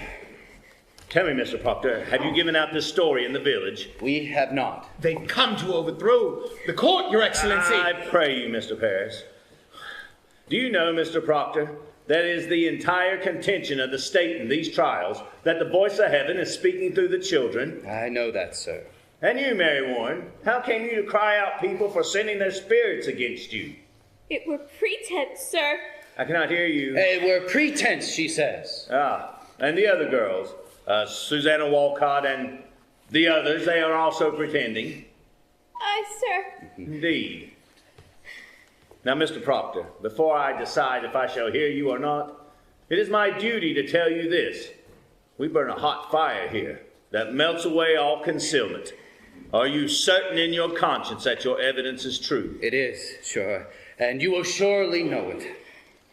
And I take it you came here to declare this revelation in open court before the public? I thought I would, sir, but with your permission. And what is your purpose in so doing? Why, I would free my wife, sir. There lurks nowhere in your heart, nor hidden in your spirit, any desire to undermine this court. Why, no, sir. I tell you straight, mister, I've seen marvels in this court. I have seen people choked before my eyes by spirits. I have seen them stuck with pins and slashed by daggers. And I have until this moment not the slightest reason to believe that the children may be deceiving me. Do you understand my meaning? Excellency, does it not strike upon you that so many of the women have lived so long with such upright reputation? And do you read the gospel, Mr. Proctor? I read the gospel. I think not. For surely you would know that Cain were an upright man, and yet he did kill Abel. Yes, God tells us that. But who tells us that Rebecca Nurse murdered 7 babies by sending out her spirit onto them? It is the children only, and this one swears she lied to you. Judge Hopper. Aye, she's the one. Mr. Proctor, this morning I received a claim from your wife in which she states she is pregnant now. My wife's pregnant? Well, there be no sign of it. We have examined her body. Well, if she says she is pregnant, sir, then she must be. That woman can never lie. She cannot. No, never, sir, never. Mr. Proctor, if I were to tell you now that I shall have your wife kept for 1 month, and if she began to show her natural sign, you will have her living yet a year until she is delivered. What say you to that? Come now, you say your only purpose is to save your wife. Well, good. She is saved for at least a year, and a year is long. What say you, sir? It is done now. Will you drop this charge? I think I cannot, sir. Then your purpose is somewhat larger. He's come to overthrow the court, Your Excellency. These are my friends, sir, and their wives. I judge you not. I am ready to hear your evidence. I come not to hurt the court, sir. Go into the court and bid Judge Stoughton and Judge Sewell to declare recess for 1 hour. Let them go to the tavern if they will. All witnesses and prisoners are to be kept in the building. If you'll forgive me, sir, I have known him my whole life. He is a good man, sir. I'm sure of it, Marshal. Now, Mr. Proctor, what deposition do you have for us? And I beg you, be open, clear as the sky, and honest. I am no lawyer, sir. So pure in heart, need no lawyer. Proceed as you will. I'll ask that you read this first. It's a sort of a testament. The people signing it declare their good opinion of Rebecca, my wife, and Martha Court. These are all covenant people, sir, landholding farmers and members of the church. If you'll notice, sir, they've known the women many years and never saw no sign they had any dealings with the devil. How many names are here? Francis. 91, sir. These people should be summoned for questioning, Your Excellency. Mr. Danforth, I gave my word to these people that no harm would come to them for signing that. This is a clear attack upon the court. Is every defense an attack on the court? Can no one defend them? All good Christian and innocent people are happy for the courts in Salem. These people are gloomy for it. And I think you would want to know from each and every last one of them what discontents them with you. I think they ought to be examined, sir. It is not necessarily an attack Sir, upon- these are all coveted Christians. Yes. Well, then I'm sure they may have nothing to fear. Mr. Cheever, have warrants drawn up for all these. Arrest for examination. Now then, mister, what other information do you have for us? You may sit, Mr. Nurse. I feel I have brought trouble on these people. No, old man, you have not hurt these people if they be a good conscience. But you must understand, sir, a person is either with this court or they must be counted against it. There be no road between. This is a sharp time now, a precise time. We live no longer in the dusky afternoon when evil mixed itself with good and befuddled the world. Now, by God's grace, the shining sun is up, and them that fear not the light must surely praise it. And I hope you will be one of those. It will be fun, sir. She is not party, I see. No, sir, she is not married. Mary. You remember the angel, Raphael, and what he said to the boy, Tobias, you remember it? Do that which is good, and no harm shall come to thee. Come, man, we wait you. John, my deposition. Give him mine. This is Mr. Corey's deposition. Oh? What lawyer grew this? You know I've never hired no lawyer in my life, Hawthorne.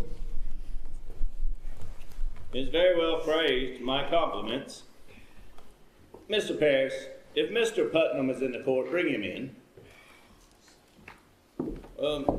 You have no legal training, Mr. Corey.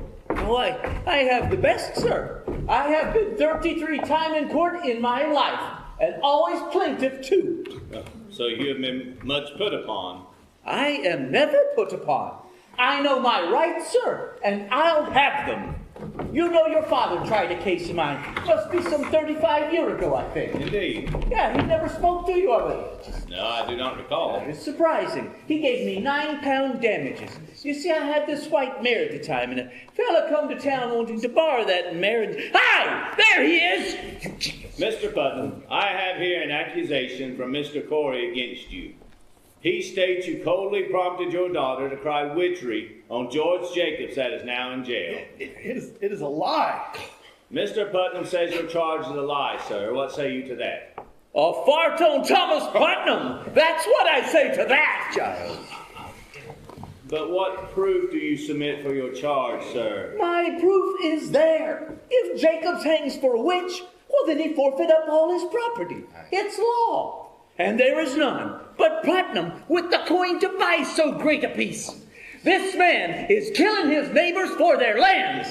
But proof, sir, proof. My proof is there. I have it from an honest man who heard Putnam say it. The day his daughter cried out on Jacobs, he said she had given him a fair gift of land. And the name of this man? What man? The man that gave you the information. Well, I cannot give you his name. Why not? You know well why not. He'll lie in jail if I give you his name. This is contempt of court, Mr. Danforth. You will surely tell us the name. I cannot give no name, sir.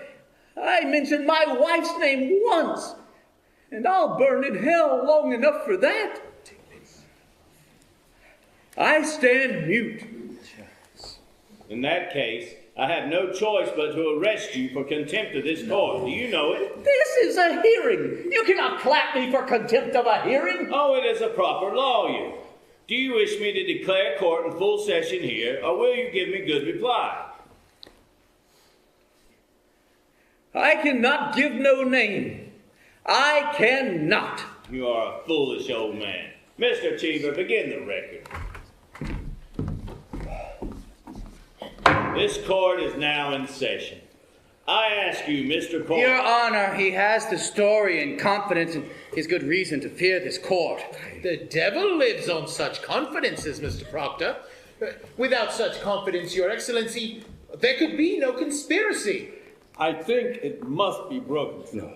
Oh man, if your informant tells the truth, let him come here openly like a decent man. But if he hide in anonymity, I must know why. Now, sir, the government and the Central Church demand of you the name of him who reported Mr. Thomas Putnam a common murderer. Excellency, we cannot blanket mourn. There's a prodigious fear of the court in this country. Well, then there's prodigious guilt in this country. Are you afraid to be questioned here? I may only fear the Lord, sir, but there's fear in this country nevertheless. Reproach me not with fear in this country.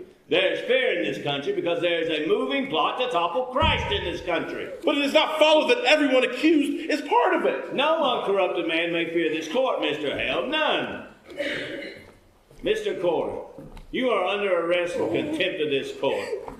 Set you down and let you counsel with yourself, or you will be set in jail until you decide to answer all questions. Now cut your throat! Peace, Giles. We'll prove ourselves now, we will. Don't say another word, John. He is only playing you. He means to hang us all. This is a court of law, sir. I will have no effrontery here. Forgive him, Your Honor. Forgive him his age. And peace, Giles. We'll prove it all now. Mary, you must not weep. You remember what the angel said to the boys. There is your rock. Hold to it now. No harm shall come to thee. No harm. This is Mary Warren's deposition. I would ask that as you read it, you remember that until 2 weeks ago, she were no different than the other children are today. You saw her scream. She howled. She swore familiar spirits choked her. And she testified that Satan, in the form of women now in jail, tried to win her soul away. And when she refused... We know all this. Well, now she swears she never saw Satan, nor any spirits, vague or clear, that Satan may have sent to hurt her. And she declares her friends are lying now. Excellency, a moment. I think this goes to the heart of the matter, sir. It surely does. I cannot say he's an honest man. I know him little. But in all justice, a claim so weighty cannot be argued by a farmer. In God's name, stop here. Send him home. Let him come again with a lawyer. Oh, now look you, Mr. Hale. Excellency, I have signed 72 death warrants. I am a minister of the Lord, and I dare not take a life without there being proof so immaculate that the slightest qualm of conscience may doubt it. Mr. Hale, surely you do not doubt my justice. I have this morning signed away the soul of Rebecca Nurse, Your Honor. I'll not conceal it. I tell you true. My hand shakes as yet with a wound. I pray you, sir, this argument let lawyers present to you. Mr. Hale, for a man of such terrible learning, you are most bewildered.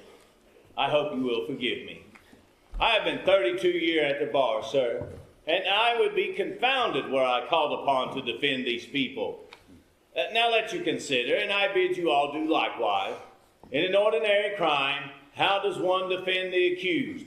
One calls up witnesses to prove his innocence. But witchcraft is, ipso facto, on its nature and by its face, an invisible crime. Therefore, who may possibly be a witness to it? The witch and her victim, none other.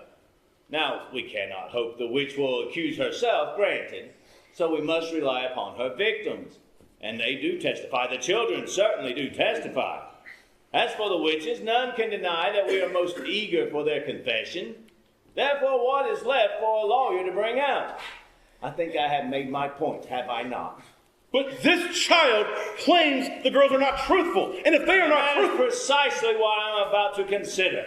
What more may you ask of me? Unless you doubt my probity. I surely do not, sir. Let you consider it, then. And let you put your heart to rest. Her deposition, Mr. Proctor. Your Excellency, I should like to question... Mr. Paris, I bid you be silent.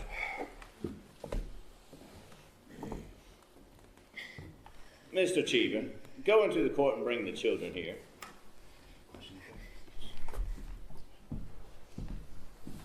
Mary Warren, how have you come to this turnabout? Has Mr. Proctor threatened you for this deposition? No, sir. Has he ever threatened you?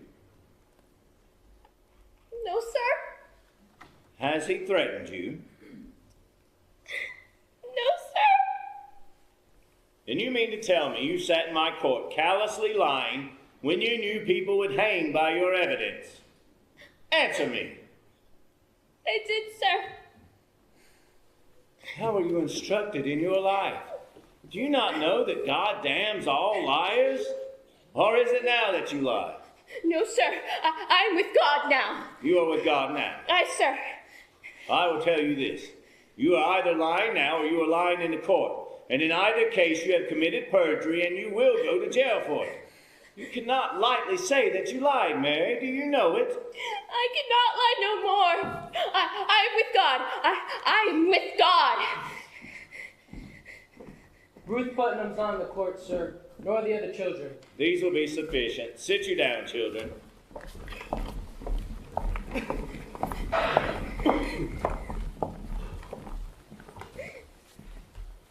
Your friend Mary Warren has given us a deposition in which she swears she never saw familiar spirits, apparitions, nor any manifest of the devil. She claims as well that none of you have either. Now, children, this is a court of law. The law based on the Bible writ by Almighty God, forbid the practice of witchcraft, and describe death as the penalty thereof. But likewise, children, the law and the Bible damn all liars and bearers of false witness. Now, it does not escape me that this deposition may be devised to blind us. It may well be that Mary Warren has been conquered by Satan, who sends her here to distract us from our sacred duty. If so, her neck will break for it. But if she speak true, I bid you, children, drop your guile and confess your pretense, for a quick confession will go easier with you. Abigail Williams, right. Is there any truth to this? No, sir. Abby! Now, children, a very auger bit will be turned into your souls until your honesty is proved. Will either of you change your position, or do you force me to hard questioning? I have not to change, sir. She lies. You will continue with this. Aye, sir. A puppet was found in Mr. Proctor's house, stabbed with a needle. Mary Warren claims you sat beside her in court when she made it, and that you saw her make it, and witnessed how she herself stuck the needle in it for safekeeping. What say you to that? It is a lie, sir. When you worked for Mr. Proctor, did you ever see puppets in that house? Goody Proctor always kept puppets. Oh, my wife never kept no puppets, sir. Mary Warren confesses it were her puppet. Your Excellency. Mr. Cheever. When I spoke with Goody Proctor in that house, she said she never kept no puppets, but she did keep puppets when she were a girl. Well, she has not been a girl these 15 years, Your Honor. But a puppet will keep 15 years, will it not? Yeah, it will keep if kept, but Mary Warren swears she never saw no puppets in my house, nor anyone else. Why? Could there be no puppets hid when no one ever saw them? Oh, there may also be a couple of golden candlesticks in my house, but no one ever saw them. We are here, Your Excellency, to discover precisely what no one has ever seen. Mr. Danforth, what profit Mary Warren to turn herself about? What may she gain but hard questioning, and worse? You are charging Abigail Williams with a marvelous cool plot to murder. Do you understand that? I do, sir. I believe she means to murder. This child would murder your wife? Oh, it is no child, sir. Now hear me, sir. In the sight of this congregation, she was twice this year put out of this meeting house for laughter during prayer. What's this? Laughter during? Excellency, this Do you deny it, Mr. Parris? I do believe it happened once. She is silly sometimes, but she is solemn now. Why? She is solemn now and goes to hang people. Quiet, man. Surely this have no bearing on the question, sir. He charges contemplation of murder. Aye. But it strikes hard on me she would laugh at prayer. Continue, Mr. Proctor. Mary, tell the deputy governor how you danced in the woods. Excellency, since I come to Salem, In a moment, sir. What is this dancing? Mr. Proctor! Abigail has led the girls into the woods, Your Honor, and they have danced there naked. Your Honor, Mr. Parris discovered them there in the dead of night. There's the child she is. Mr. Parris. I I can only say that I never saw any of them naked. But you discovered them dancing in the woods, Abigail. Excellency, when I first arrived from Beverly, Mr. Paris told me that. Do you deny it, Mr. Paris? I do not. But I never saw any of them naked. Does she have danced? Aye, sir. Excellency, will you permit me? Pray, proceed. Thank you.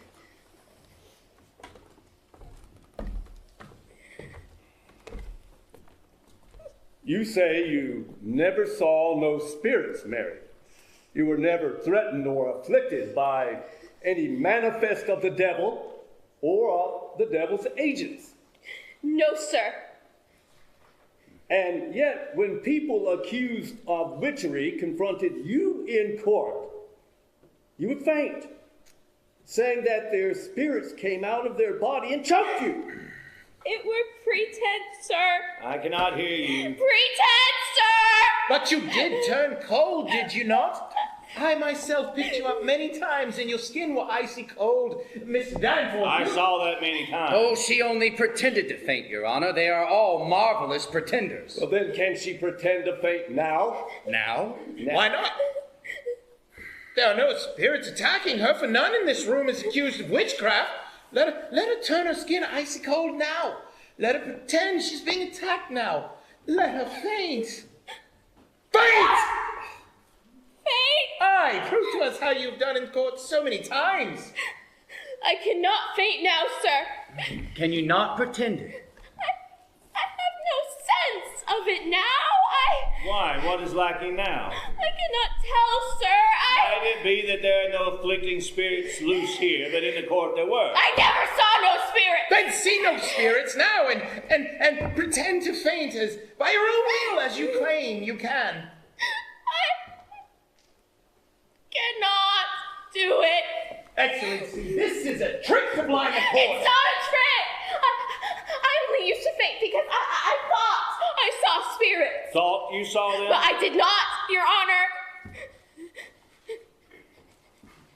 How could you think you saw them unless you saw them? I cannot tell, sir, but I did. I heard the other girls screaming, and you, Your Honor, you seemed to believe them. It were only sports in the beginning, sir, but then the whole world cried, "Spirits! Spirits!" And I promise you, Mr. Danforth, I only thought I saw them, but I did not. Sure, Your Excellency is not taken by this simple lie. Abigail Williams, I bid you now search your heart and tell me this. And beware of it, child. To God every soul is precious, and his vengeance is terrible on them that take life without cause. Might it be that the spirits you have seen were some illusion only, some deception that crossed your mind when... This is a base question, sir. Child, I would have you consider it. I have been hurt, Mr. Danforth. I have seen my blood pouring out. I have been near murdered every day because I done my duty, pointing out the devil's people, and this is my reward, to be mistrusted, questioned, and denied. Child, I do not mistrust you. Let you beware, Mr. Danforth. Think you so mighty that the power of hell may not turn your wits? Beware it. There is... What is it, child? I know not. A cold wind has come. Abby! Your Honor, I freeze! They're pretending. She is cold, Your Honor. Touch her. Mary, do you send this shadow upon me? Lord, save me! I freeze. I freeze. Abby, don't do that! Mary Warren, do you witch her? I say, do you send your spirit out? Let me go, Mr. Proctor. I cannot! Oh, Heavenly Father, take away his shadow. Whore! How dare you call her? Man, what do you... It is a whore! Now, here! You charge! He's lying, Mr. Danforth. Mark her! Oh, now she'll suck a scream to stab me with, but... You will prove this. This will not pass. I have known her, sir. I have known her.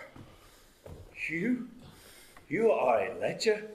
John, you cannot. No, it is true, Francis. She will deny it, but you will believe me, sir. A man will not cast away his good name. You surely... In what time? In what time and in what place? Oh, in the proper place. Where my beasts are bedded. 8 months. 8 months now, sir, she used to serve me in my house, and you know, a man may think God sleeps, but God sees everything. I know it now. I beg you, sir, see her what she is. And my wife, my dear good wife, took this girl soon after and put her out on the high road. And being what she is, a lump of vanity, Excellency, forgive me. Forgive me, for she thinks to dance with me on my wife's grave, and well she might, for I thought of her softly once. God, how I lusted, and there's a promise in such sweat, but it is a whore's vengeance, and surely you see that now. I set myself entirely in your hands. Surely you see it now that my wife is innocent, except when she know a whore when she see one. You deny every scrap and tittle of this. I must answer that, sir. I will leave and not come back again. She's not denied, Mr. Danforth. You will remain She's not where denied. you are. Sit you down. Mr. Paris, go into the court and bring Goodwife Proctor here. Mr. Paris, tell her not one word of what has been spoken here, and let you knock before you enter. Now we will touch the bottom of this swamp. Your wife, you say, is an honest woman. In her life, sir, she have never lied. There are them that cannot sing, and them that cannot weep, but my wife cannot lie. And when she put this girl out of your house, she put her out for a harlot. Aye. And knew her for a harlot. She knew her for a harlot. Good, then. And if, child, she tell me it were for harlotry, may God spread his mercy on you. Hold! Turn your back. Turn your back. Turn yours likewise. Turn. Yeah.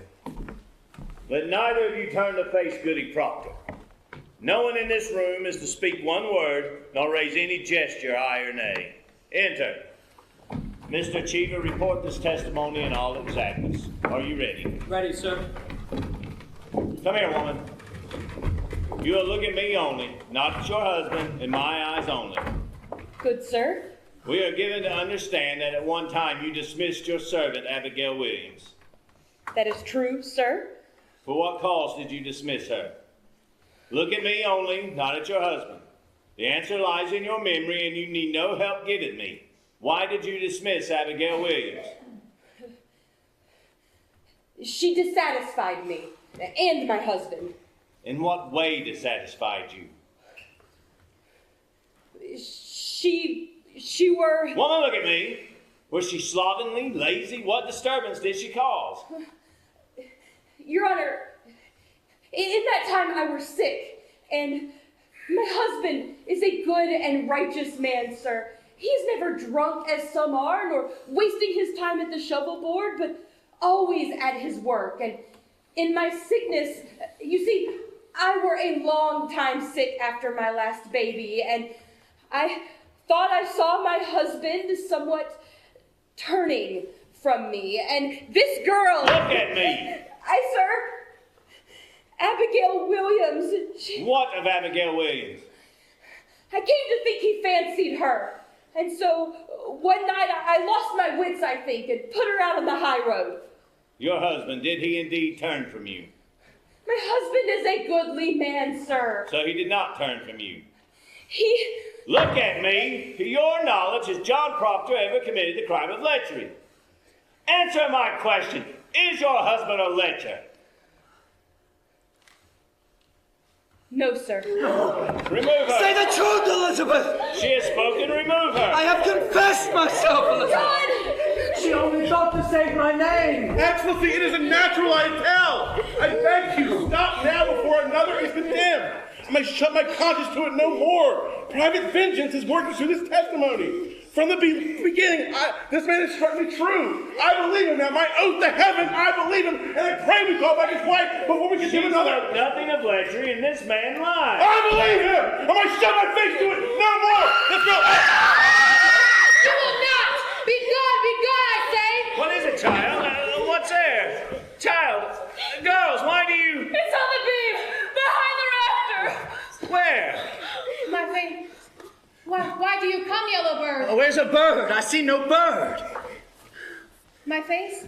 My face? Mr. Hale! Be quiet. Do you see a bird? Be quiet. But you cannot want to tear my face. God made my face. Envy is a deadly sin, Mary. Abby! Oh, this is a black art to change your shape.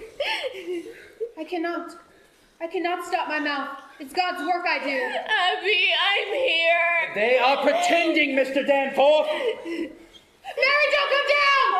Her claws! She's stretching her claws! Lies! Lies! Mary, please don't hurt me. I'm not hurting her! Well, why does she see this vision? You cannot believe them! She sees nothing! She sees nothing! Abby, you mustn't! Abby, you mustn't! I'm here! I'm here! I'm here! I'm here! Hey, Warren, draw back your spirit out of him. Mr. Danforth! Mr. Danforth! Have you compacted with the devil? Have you? Never! Never! Never! Never! Why can they only repeat you? Oh, get me a whip! I'll stop it! They're sporting! They're sporting! Abby, stop it! Abby, stop it! Stop it! Stop it! A little while ago you were afflicted. Now it seems you afflict others. Where did you find this power? I have no power. Why have you turned about these past 2 They years? are gulling you, You have Mr. seen the devil, have you not?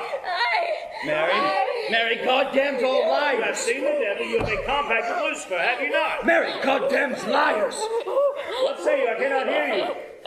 You will confess yourself or you will hang. Do you know who I am? I say you will hang if you cannot open with me. Mary, you remember the angel, what he said? You do that which is good, and no harm shall come to thee. The wings. Her wings are spreading. She sees nothing. You see nothing, Mary. This is a... Mary! Oh, Mary, don't. Nothing! Don't come down. She's walking the beam. To me. Look out, she's coming down! What the... Don't touch me! Don't touch me! Mary! You are the devil's man! Praise God! Mary, I'll how? not hang with you. I love God. I love God. He bids you do the devil's work. He comes to me every night and every day to sign. Sign what? A book! The devil's book! He come in the book! My name. He want my name. I'll murder you, he says, if my wife hangs. We must go and overthrow the corpse, he says. Mr. Hale. He wakes me every night. His eyes were like coals and his fingers claw my neck. And I sighed. Let's listen to this child! Let's go wild! Mary! No! I love God. I go your way no more. I love God. I love God. Abby. I'll never hurt you more. What are you? You are combined with Antichrist, are you not? I've seen your power, mister. You will not deny it. This is not witchcraft! These girls are frauds! You condemn an honest I man! have nothing more from you, Mr. Hale. Will you confess yourself befouled with hell, or do you keep that black allegiance yet? What say you? I say, God is dead! A fire is burning! Oh, I hear the boot of Lucifer! Oh, I see his filthy face. It's my face! And it's your face, Danforth! For them who have quailed to bring men out of ignorance, as I have quailed! And for you, who quail now, when you know in all your black hearts,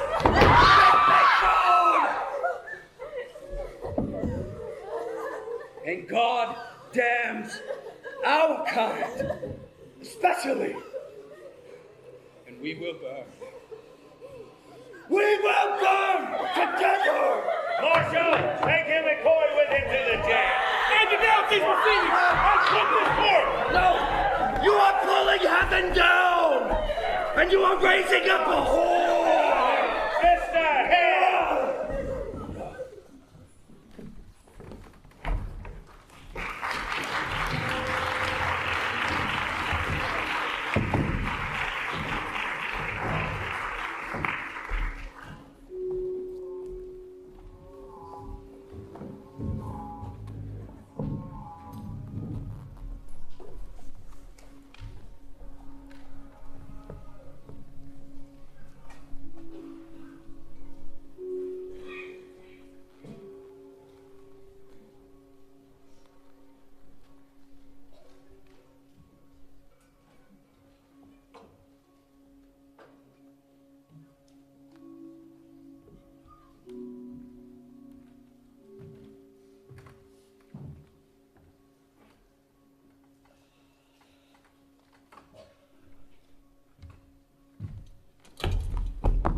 Sarah, wake up.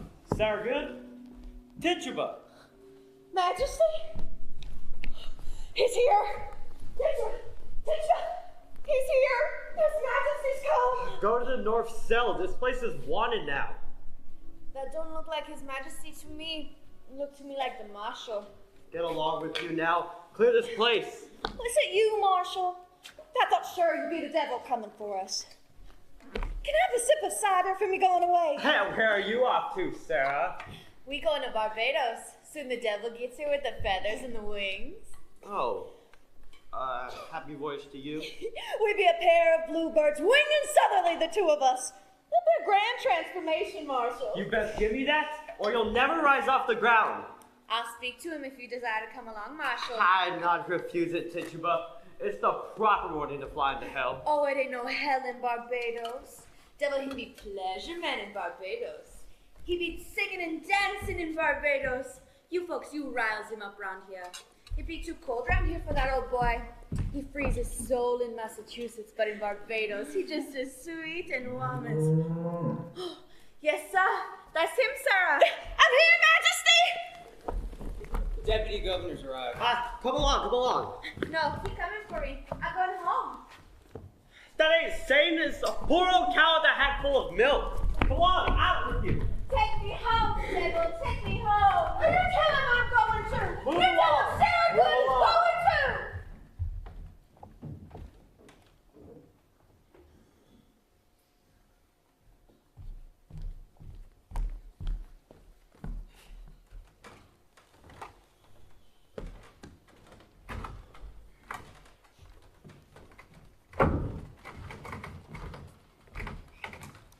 Good morning, Majesty. Where's Mr. Paris? I'll fetch him. Marshal, when did Reverend Hale arrive? It was toward midnight, I think. What is he about here? He goes among them that'll hang, sir. He sits with Goody Nurse now. And Mr. Paris with him. Indeed. That man has no authority to enter here, Marshal. Why have you let him in? Why, Mr. Paris commanded me, sir. I cannot deny him. Are you drunk, Marshal? No, sir. It's a bitter night, and I have no fire here. Fetch Mr. Paris. Aye, sir. There's a prodigious stench in this place. I have only now cleared the people out for you. Beware hard drink, Marshal. Aye, sir. Let you question Hale, Excellency. I should not be surprised you've been preaching in Andover lately. We will come to that. Speak no more of Andover. Paris prays with him. That is strange. I think sometimes Paris has a mad look these days. Mad? I met him yesterday coming out of his house, and I bid him good morning. And he wept. Went on his way. I think it not well the village sees him so unsteady. Perhaps they have some sorrow. I think it be the cows, sir. The cows? There be so many cows wandering the high roads now that their masters are in the jail. And there's much disagreement to who they'll belong to now. I know Mr. Parrish be arguing with farmers all yesterday. There is great contention, sir, about the cows. Contention make him weep, sir. He were always a man that weep for contention.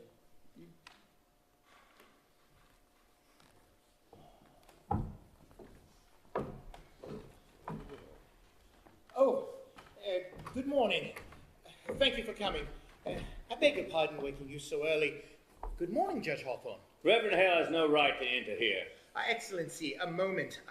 You leave him alone with the prisoners? What is his business here? Excellency, hear me. It is a providence. Reverend Hale has returned that he might bring Rebecca Nurse to God. He bid her confess. Excellency, Rebecca have not given me a word this 3 months since she came, and now she sits with him and her sister and Martha Corey and 2 or 3 others, and he pleads with them, confess their crimes and save their lives. Why, this is indeed a providence. And they soften. Not yet, but I thought to summon you that we might, there is news that the court must contend with. My niece Abigail She has vanished. Vanished? I thought to advise you of it earlier this week. Why? How long is she gone? This be the third night. Mercy Lewis is gone too. I will send a party for them. Where may they be? I believe they be aboard a ship, Your Excellency. Just now, my daughter tells me that she overheard them speaking of ships, and this morning I discovered my strongbox broken into. She have robbed you? 31 pounds, sir. I am penniless. You are a brainless man, Mr. Pears. Oh, it profit nothing you should blame me. I cannot know that they would run off, except they fear to keep in Salem. And since the news of Andover has broken... Andover is remedied. The court returns there Friday, and we'll resume examination. I agree with you, sir, but Andover, they say that there is a rebellion. There's no rebellion in Andover. I tell you only what is spoken here, that Andover, well, as they say, is they have thrown out the courts, and that they want no more of witchcraft. And, well, there is a small faction here feeding on that news, and, well, I fear there will be a riot. Riot! Ooh.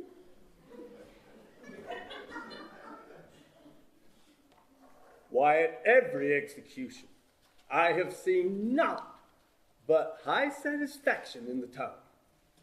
It were a different sort that you hang till now, Mr. Hawthorne.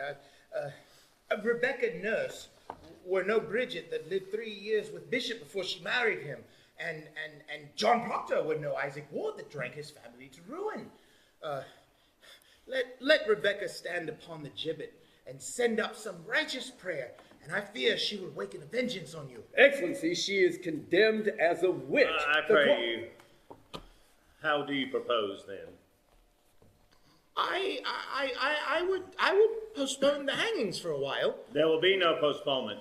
Oh, Excellency, Reverend Hale has returned, and there is hope there that I think that, well, if he bring but one of these to God, then that confession damns all others in the public eye, and none may doubt more that they are all linked to hell. This way, unconfessed and claiming innocence, doubts are multiplied. Many honest people will weep for them, and I fear that our cause will be lost in their tears. Chiva, give me the list. Well, Excellency, it cannot be forgot that when I summoned the congregation for John Proctor's excommunication, it were hardly 30 people showed to see it. I think this speaks of discontent. There will be no postponement. Now, sir, in your opinion, which of these may be brought to God? But I will myself strive with them until dawn. But there is barely time till sunup.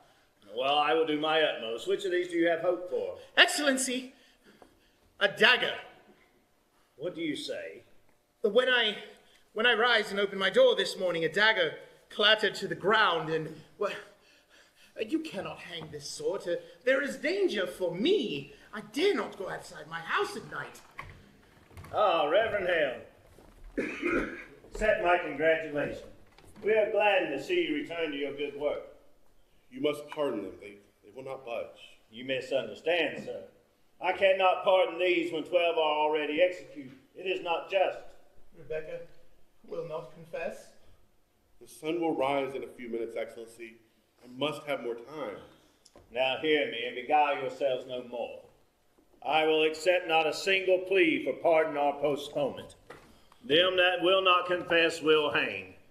12 have already died. The name of these 7 have been given out, and the village expects to see them die at dawn. Postponement now speaks a floundering on my part. Reprieve or pardon must cast doubt on them that have died till now.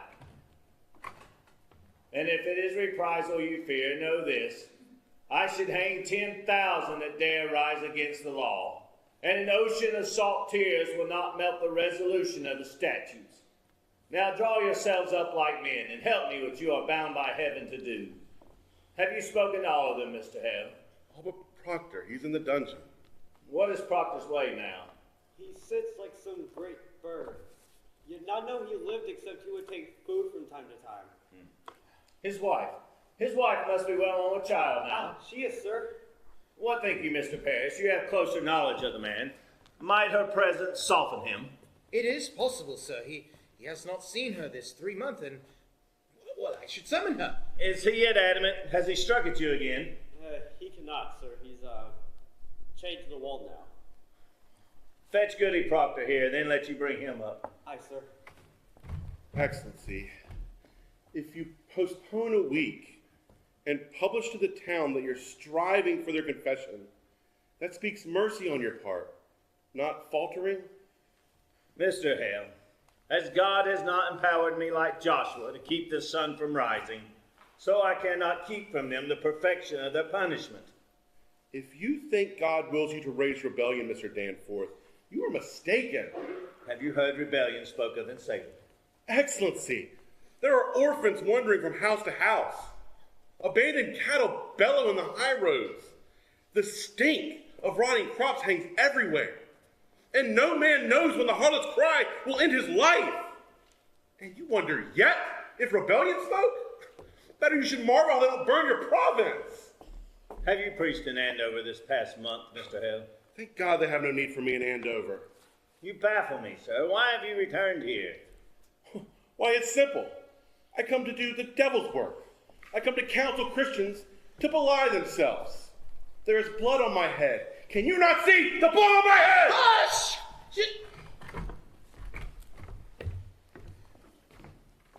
Goody Proctor, I hope you are hardy. I am yet 6 months before my time. Pray be at your ease. We come not for your life. Mr. Hale, would you speak with the woman?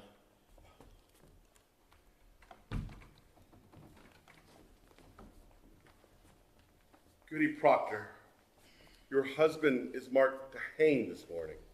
I have heard it. You know, do you not, that I have no connection with the court. I come on my own, Goody Proctor. I would save your husband's life, for if it is taken, I count myself his murderer. Do you understand me? What do you want of me? Goody Proctor, I have gone these last 3 months, like our Lord, into the wilderness.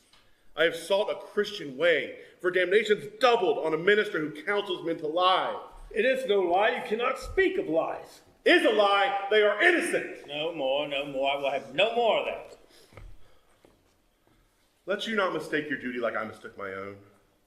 I came into this village like a bridegroom who is beloved, bringing gifts of high religion. The very crowns of holy law I brought, and what I touched with my bright confidence, it died. And where I turned the eye of my great faith, blood flowed up. Beware, Goody Proctor, cleave to no faith when faith brings blood. It is mistaken law that leads you to sacrifice. Life, woman, life is God's most precious gift. No principle, however glorious, may justify the taking of it. I beg you, woman, prevail on your husband to confess. Let him give his lie. And quail not before God's judgment in this, for it may be God damns a liar less than he that throws his life away for pride. Will you plead with him? I cannot think he will listen to another. I think that be the devil's argument. Woman, before the laws of God we are as swine. We cannot read his will. I cannot dispute with you, sir. I lack learning for it. Goody Proctor, you are not summoned here for disputation. Be there no wifely tenderness left within you, he will die with the sunrise, your husband. Do you understand that? What say you? Will you strive with him? Are you stone? I tell you true, woman, had I no other proof of your unnatural life, your dry eye now would be sufficient evidence you have delivered up your soul to hell. The very ape would weep for such calamity. Has the devil dried every tear of pity in you? Take her away. It profit nothing she should speak to him. Let me speak with him, Excellency. Then you will strive with him. Will you contend for his confession, or will you not? I promise nothing. Let me speak with him.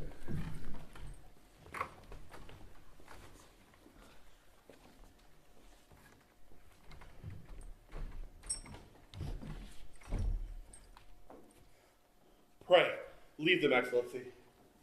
Mr. Proctor, you've been notified, have you not? There's light in the sky, mister. Let you counsel with your wife, and may God help you turn your back on hell.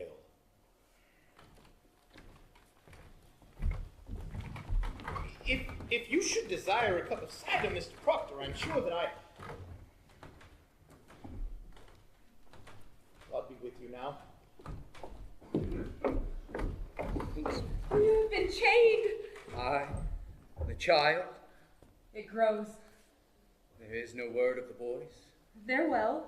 Rebecca's Daniel keeps them. You have not seen them. I have not. You are a marvel, Elizabeth. They come for my life now. I know it. None have yet confessed. There be many confess. Who are they? There be 100 or more, they say. Goody Ballard is one. Isaiah Goodkind is one. There be many. Rebecca? Not Rebecca. She is 1 foot in heaven now. Naught may hurt her more. And Giles? You have not heard of it? I hear nothing where I'm kept. Giles is dead. When were he hanged? He were not hanged. He would not answer aye or nay to the indictment. For if he denied the charge, they'd hang him surely and auction out his property. So he stand mute and died Christian under the law. And so his boys will have his farm. It is the law, for he could not be condemned a wizard without he answer the indictment aye or nay. And how does he die? They press him, John. Press? Great stones they lay upon his chest until he plead aye or nay.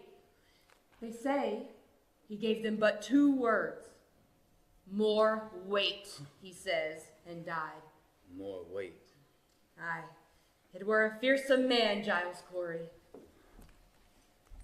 I'm thinking I will confess. What say you if I give them that? I could not judge you, John. What would you have me do? As you will, I would have it. I want you living, John. That's sure. And Giles' wife, have she confessed? She will not. It is a pretense, Elizabeth. What is? I cannot mount the gibbet like a saint. It is a fraud. I am not that man. My honesty is broke, Elizabeth. I am no good man. Nothing is spoiled in giving them this lie that we're not rotten long before. And yet you've not confessed till now. That speak goodness in you. Spite. Spite only keeps me silent, and it's hard to give a lie to dogs. I would have your forgiveness, Elizabeth. It's not mine to give, I John. would have you see some honesty in it. Let them that never lied now die to keep their souls, but for me it is a pretense. It's a vanity. It will not blind God, nor keep my children out of the wind. What say you? John, it come to naught that I should forgive you. Will you forgive yourself? It is your soul, John. Only be sure of this, for I know it now. Whatever you will do, it is a good man does it. I have read my heart these 3 months, John. I have my own sins to count. It needs a cold wife to prompt lechery. Oh, enough. Enough. Better you should know me. Oh, I will not hear it. I know you. You take my sins upon you, John. No, I take my own. My own, Elizabeth. I counted myself so plain, so poorly made that no honest love could come to me. Suspicion kissed you when I did. I never knew how I should say my love. It were a cold house I kept. What say you, Proctor? The sun is soon up. Do what you will, but let no man be your judge. There is no higher judge under heaven than Proctor is. Forgive me. Forgive me, John. I never saw such goodness in the world. I want my life. You'll confess yourself? I will have my life. God be praised. This is a prophet. Why? He will confess. Proctor Why will do you confess. cry? It is evil, is it not? It is evil. I cannot judge you, John. I cannot. Well, then who will judge me? God Almighty in heaven. What is John Proctor? What is John Proctor? I think it is honest. I think it is. Let Rebecca go like a saint.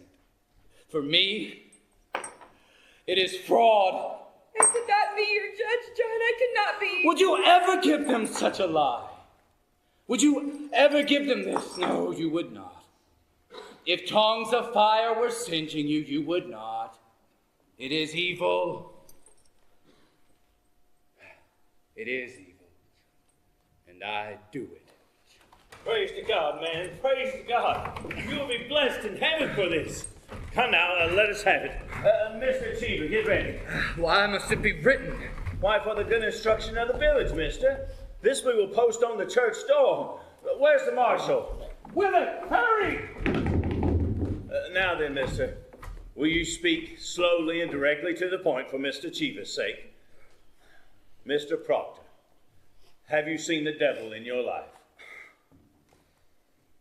Come, man, there's light in the sky. The town waits at the scaffold. I would give out this news. Did you see the devil? I did. Praise God. And when he came to you, what was his demand? Did he bid you do his work upon the earth? He did. And did you bind yourself to the devil's... Oh, Rebecca Nurse, come in, woman. Oh, John, you're well then, eh? Courage, man, courage.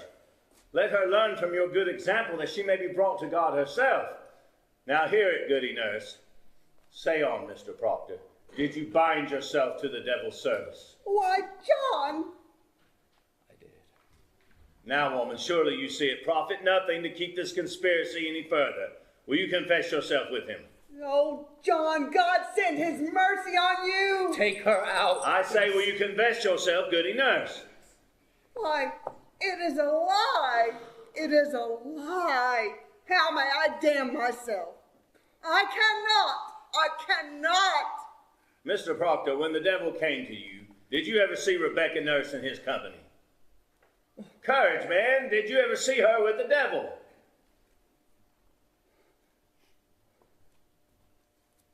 No. Did you ever see her sister, Mary Easty, with the devil? No, I did not. Did you ever see Martha Corey with the devil? I did not. Did you ever see anyone with the devil? I did not. Proctor, you mistake me. I am not empowered to trade your life for a lie. You have most certainly seen some persons with the devil. Mr. Proctor, a score of people have already testified they saw this woman. Oh, then it is proved. Why must I say it? Why must you say it? Why, you should rejoice to say it if your soul is purged of any love of hell. Well, they think to go like saints. I like not to spoil their names. Mr. Proctor, do you think they go like saints? Now look you, sir, I think you mistake your duty here. It matters not what she thought. She is convicted of the unnatural murder of children, and you for sending your spirit out on Mary Warren.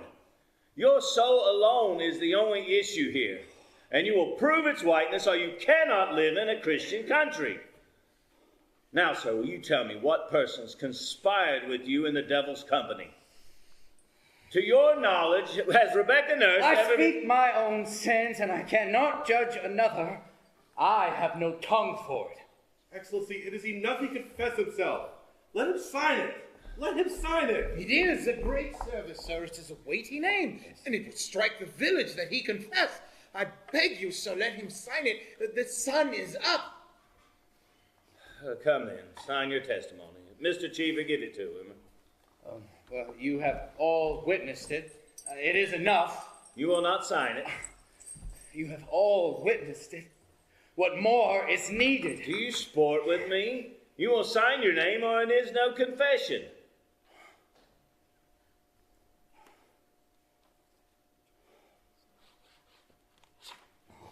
Your second name, man. Praise be to the Lord. If you please, sir. No. Mr. Proctor, I must No, I have signed it. You have seen it. It is done. You have no need for this. But Proctor, the village must... Damn the village! You know, I've confessed myself to God, and God has seen my name on this. It is enough. No, sir, it is not You enough. came to save my soul, did you not? Well, here, I have confessed myself. It is enough. No, it is no confession. Oh, I have confessed myself. Is there no good penitence but it be public? God does not need my name nailed upon the church. God has seen my name. God knows how black my sins are. It is enough. Mr. Proctor. You will not use me. I am no Sarah Good or Tituba. I am John Proctor, and you will not use me. It is no part of salvation that you should use me. I do not wish to use you. I have 3 children. How am I to teach them to walk like men in the world? And I sold my friends. You have not sold your Oh, beguile me not. I blacken all of them when this is nailed to the church the very day they hang for silence. Mr. Proctor, I must have good and legal to the proof. High Court. Your word is good enough. Tell them I confess. Say Proctor broke his knees and wept like a woman. Say what you will, but my name It is cannot. the same, is it not, whether I report it or you sign to it? It is not the same. What others say and what I sign to is not the same. Why? Do you mean to deny that confession? I mean to deny nothing. Well, then will you explain to me, Mr. Because Proctor? it is my name! Because I cannot have another one in my life! Because I lie, and I sign myself to lies. Because I'm not worth the dust on the feet of them that hang. How can I live without my name? I have given you my soul. Leave me my name! Is that document a lie? If it is a lie, I will not accept it. What do you say, sir? I will not deal in lies, mister. You will give your honest confession into my hand, or I cannot keep you from the rope. Now, which way do you go, mister? Proctor! Proctor! You will hang! Pray, speak some goodness for me. Do not give them a tear. You showed them a heart of stone, and sink them with it. Let you fear nothing. There is another judgment waits us all. Hang them high above the town. Whoever weeps for these weeps for corruption. Take them. Come, man. Oh, Rebecca. I have not had my breakfast.